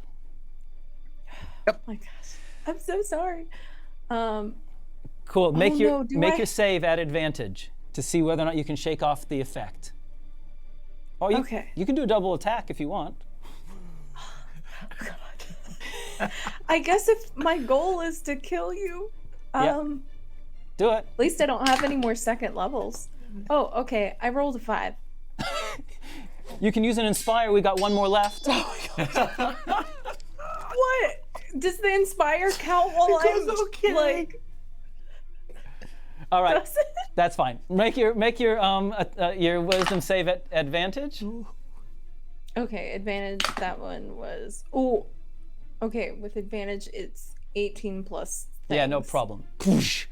And it goes, the effect of the domination leaves your mind just as Ātukaan bursts in the door and all opponents are gone. Lay on I hands. just come back myself. after like stabbing and slicing you, and I'm like, what happened? Ātukaan sees this like the back and forth going between you two, and he's just really shocked. He goes, what did I miss? The big big. Someone else talk. Just a moment of poor decisions. We weren't, as my hand is glowing and I'm healing myself, we weren't adequately prepared, and unfortunately in unveiling the information about that, wow, you got me really good. This creature, we awoke in it. Sorry about that, I say, looking at her and her wounds. I'll put my I'll put 5 points of healing into you as well. Oh, thank you. I don't even notice my wounds as I just like realize that my sword is covered in your blood. And that is indeed, that's the end of that scene. There's a little bit of epilogue that happens. is you have indeed awoken this creature. And there is one last scene that we need to do for our session today. The Order is, of course, impressed with your ability to save Liber, the little village, and don't blame you for, in ignorance, bringing the creature. You had no idea what it was. No one knew what it was. But Ātukaan. We should have buried it. Oi. Like I said. Let us do the scene of you with your trainer. Citadel Arcturus. And so, yes, you wanted to see me. Your Grace, thank you for allowing me some of your time. I promise you this this will probably be the last time. Ātukaan, in his mind, is internalizing and carefully choosing his words, because he has the utmost respect for this amazing father figure, who took him in when he was young, trained him in all ways possible, not only in the path of Moketi, but also in the way that he thinks. And he also understands that, like any father figure, he does not like to disappoint. Sure. So, Your Grace, I know for a long time you have trained me and shown me the way of Moketi, Yes. which I am forever grateful for. You're beating around the bush. I can tell it. Just say it. What's happened? What's going on? Then allow me to get right to the root of the matter. I wish to follow the light within myself and start a life away from here. Okay. I wish to continue my service to Moketi, but not as part of the oath of the Sun's Wrath. I do promise to still give my life, my sword, and my all to serve our people. But I just don't think it is a part of this. I need your blessing before I depart. He stands up, comes over to the other side of his desk. Stand up, stand. And he grabs you by your two shoulders, and says, I've known you since you were small. I don't know why you're making this decision. You can tell me everything. I will, of course, respect your decision. When you leave the Order, of course, you cannot assume that the powers of Moketi will follow you. You will have to leave them behind. This immense sorrow as the Citadel says this to Ātukaan. It's the one thing he didn't want to hear. He thought he could serve both, but you have been very gracious to me, even when I have not been gracious to myself. But I understand there are consequences to everything in this life and the next. you may keep your sword, but the blessing will be removed from it. It will be returned to being the sword that you've trained with. Your shield, which you have earned through your own exertion, will remain yours. Your armor you may keep. Everything else stays here, and I will miss you. As will I, my friend. As will I. Thank you. And with that, we end our episode. So thank you. Thank you to our guests, Daleric and Ash. How you doing? Any final things that, in terms of character things to say or do before we wrap it all up? Oh gosh, I don't know. I feel like maybe my character just learns to get a pet dog or something instead of a very obviously very evil creature. The dog's name is also Bessie.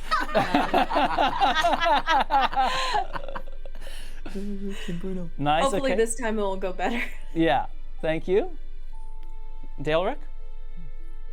I would say that if he's turning his back on the order, Yeah. then Asta would turn her back on him. Again, it's not about good. He made the wrong choice. He broke the law. He broke the code. He broke the so code. he is just a vagrant, not someone that should, maintain the respect. Which probably makes his other friends sad that she will occasionally say bad things, like almost like use his name in conversation as an equation of a mistake. Yeah. Like someone did an Ātukaan. Yeah, exactly. Yeah. Yeah. Yep. Yeah. Don't Ātukaan that up. And Crystal, what about Isadora? Any final things for her? I think Isadora is obviously very upset that Ātukaan is leaving us, and so I think if there is like a moment before he does leave and we are together, I think she just like looks at him and just like, it's been an absolute pleasure. Have a lovely rest of your life and light. May Muketi look down on you. That means a lot to me and my family. Thank you. And Ātukaan, without prolonging the feeling of guilt that he has deep in the pits of his stomach, but he pivots. Goodbye, my friends. He doesn't catch the eye of Esther, and know that Esther's avoiding his eye. Until we meet in the light in this life or the next, may Muketi's light be upon all of you. Thank you. And he departs. And you head off to a different path, a different life. Thank you, everyone, for joining our story. Thank you to our guests. Thank you, Daleric. Thank you, Ash. Thank you, Crystal. It's been a lot of fun. Really enjoyed having you with us. Thank you to all of our followers and subscribers who have joined us on this story. If you're new to our channel, please hit us with a follow or a sub. And those who have done this already, thank you very much. In terms of other thanks, Patreons, thank you so much for all the support you give us. Without your support, our channel would not exist, to be honest. As simple as that.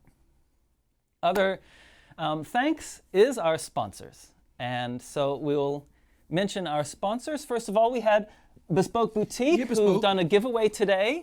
And you can visit them to get custom-made accessories for the D&D world. They make all sorts of things from like beautiful custom-made character journals to coasters and mugs. Like, I'll hold that for you. Like mugs with custom artwork on it, all sorts of things. So hit up Bespoke Boutique. They're wonderful. Description in the chat. Next, BD&D, Ronnie. Yes, BD&D. If you guys are having a hard time bringing some of your wonderful creations to life, whether it be BD&D itself, they've got They've got Magic of the Gathering cards, they've got board games, they've got also dice as well, a wide selection of dice that you can pick from as well. And then simply all you need to know is Dice Legenz as a discount code. So hit them up, grab your gears, and get creating them worlds and getting amongst D&D. Cool. Next is our dice sponsor, D20 Collective. Each month they put out a new range of limited numbers of dice. And so the June ones, I don't know if you can put the pictures up on screen. Yeah, if you go through those pictures, these June dice are pretty soon going to be replaced with a whole bunch of July dice. Use the code 10Legends. They've got beautiful, beautiful dice, acrylics, wood ones, metal ones, gemstone ones, everything. They're brilliant. We really love them. Next is World Anvil. World Anvil is your ultimate online guide, online tool set for making campaigns, doing world building. We use it on the channel. All of our world building sessions, we use World Anvil to do it. We can make characters, monsters, things with map. You would have seen in all the map stuff that we use it there, thanks to World Anvil. And finally is BD&D. World Anvil. That's cool. D20. Yeah, that's cool. That's great. Sweet. Thanks you. All right, last thing to do is a shameless self-promote. Ash, please tell us about yourself, tell us about your channel, and where everyone can find you. You're on, Ash. Oh, goodness. Okay. So once again, I'm Ash from Catchy Cantrips. Catchy Cantrips is made up of 2 DMs, and it is me and my partner David. We do all kinds of things. We successfully funded a Kickstarter for creating a game on Discord where you will be able to play in our homebrew world called Creus. The homebrew world, you actually get to help us build, and you will get to play in it once our game is released on Discord. It will play something like a choose your own adventure game mixed with D&D, and it's text-based, and it's super cool, and I haven't seen anything else like it, so yay, join that, and hopefully it will come out pretty soon and help us make cool creatures and lore and stuff.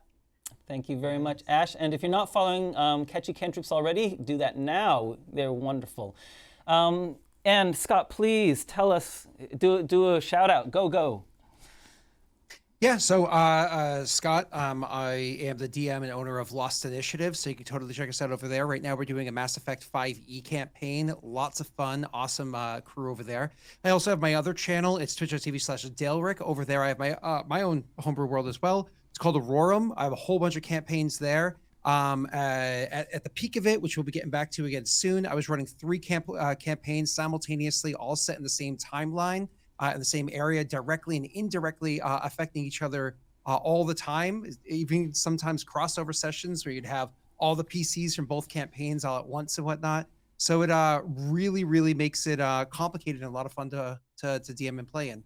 But yeah, Wonderful. Lost Initiative and Daleric. Yeah, wonderful content. So again, if you haven't followed Daleric yet, do so now. Lost Initiative, brilliant stuff, amazing content. And finally, Crystal, do you want to give a quick shout out to what you're doing? Hi, once again, my name is Crystal O'Gorman. I am from the live D&D show Dungeons and Comedians down here in Christchurch. We frequent Little Andromeda Theatre. Yeah, so it is just a group of us comedians and D&D players that we meet together on the first Sunday of every month, and we play D&D in front of a live audience. It's a whole lot of fun. We go through a lot of wacky genres. The last one was a kaiju episode, and the one before that was like Shortland Street. Soap opera. That's a New Zealand soap opera. Yes, oh gosh. I forgot this is like worldwide. Yes. Yeah, and also, because it is worldwide, follow us on Instagram and Facebook with Dungeons and Comedians, and you can watch past episodes on our YouTube channel. I highly recommend it because it's my job. Do it. But also, it's really funny as well. Oh, yeah. Thank you so much. All right, hey, look, we've had a great session. Ronnie, always a pleasure, buddy. Hey, that was an honor serving alongside all you wonderful D&D players from afar and also from near as well. Yeah, you can join us. I'm part of a crew called Dice Legenz. We're part of a bunch of D&D players from Ātukaan Christchurch, a mixture of presenters and TV personalities that just love to geek out and roll dice. You bet. And yeah, never knew anything about it 2 years ago until now. Look at that. I'm a level 2 paladin and a level 10 wizard. Yeah, with a lot of wisdom. And, Yeah. So no, it's been a real honor and a pleasure, and meeting some new people as well. So really love that. So thank you very much to our US team. Thanks for joining us. And thanks Yeah, to our for sure. moderators. Thanks to our tech team. Thanks, Kelly. Thanks, Jason. Kelly. And we'll roll the credits. Catch you guys later. Thanks, Ash. Thanks, Dale Rick.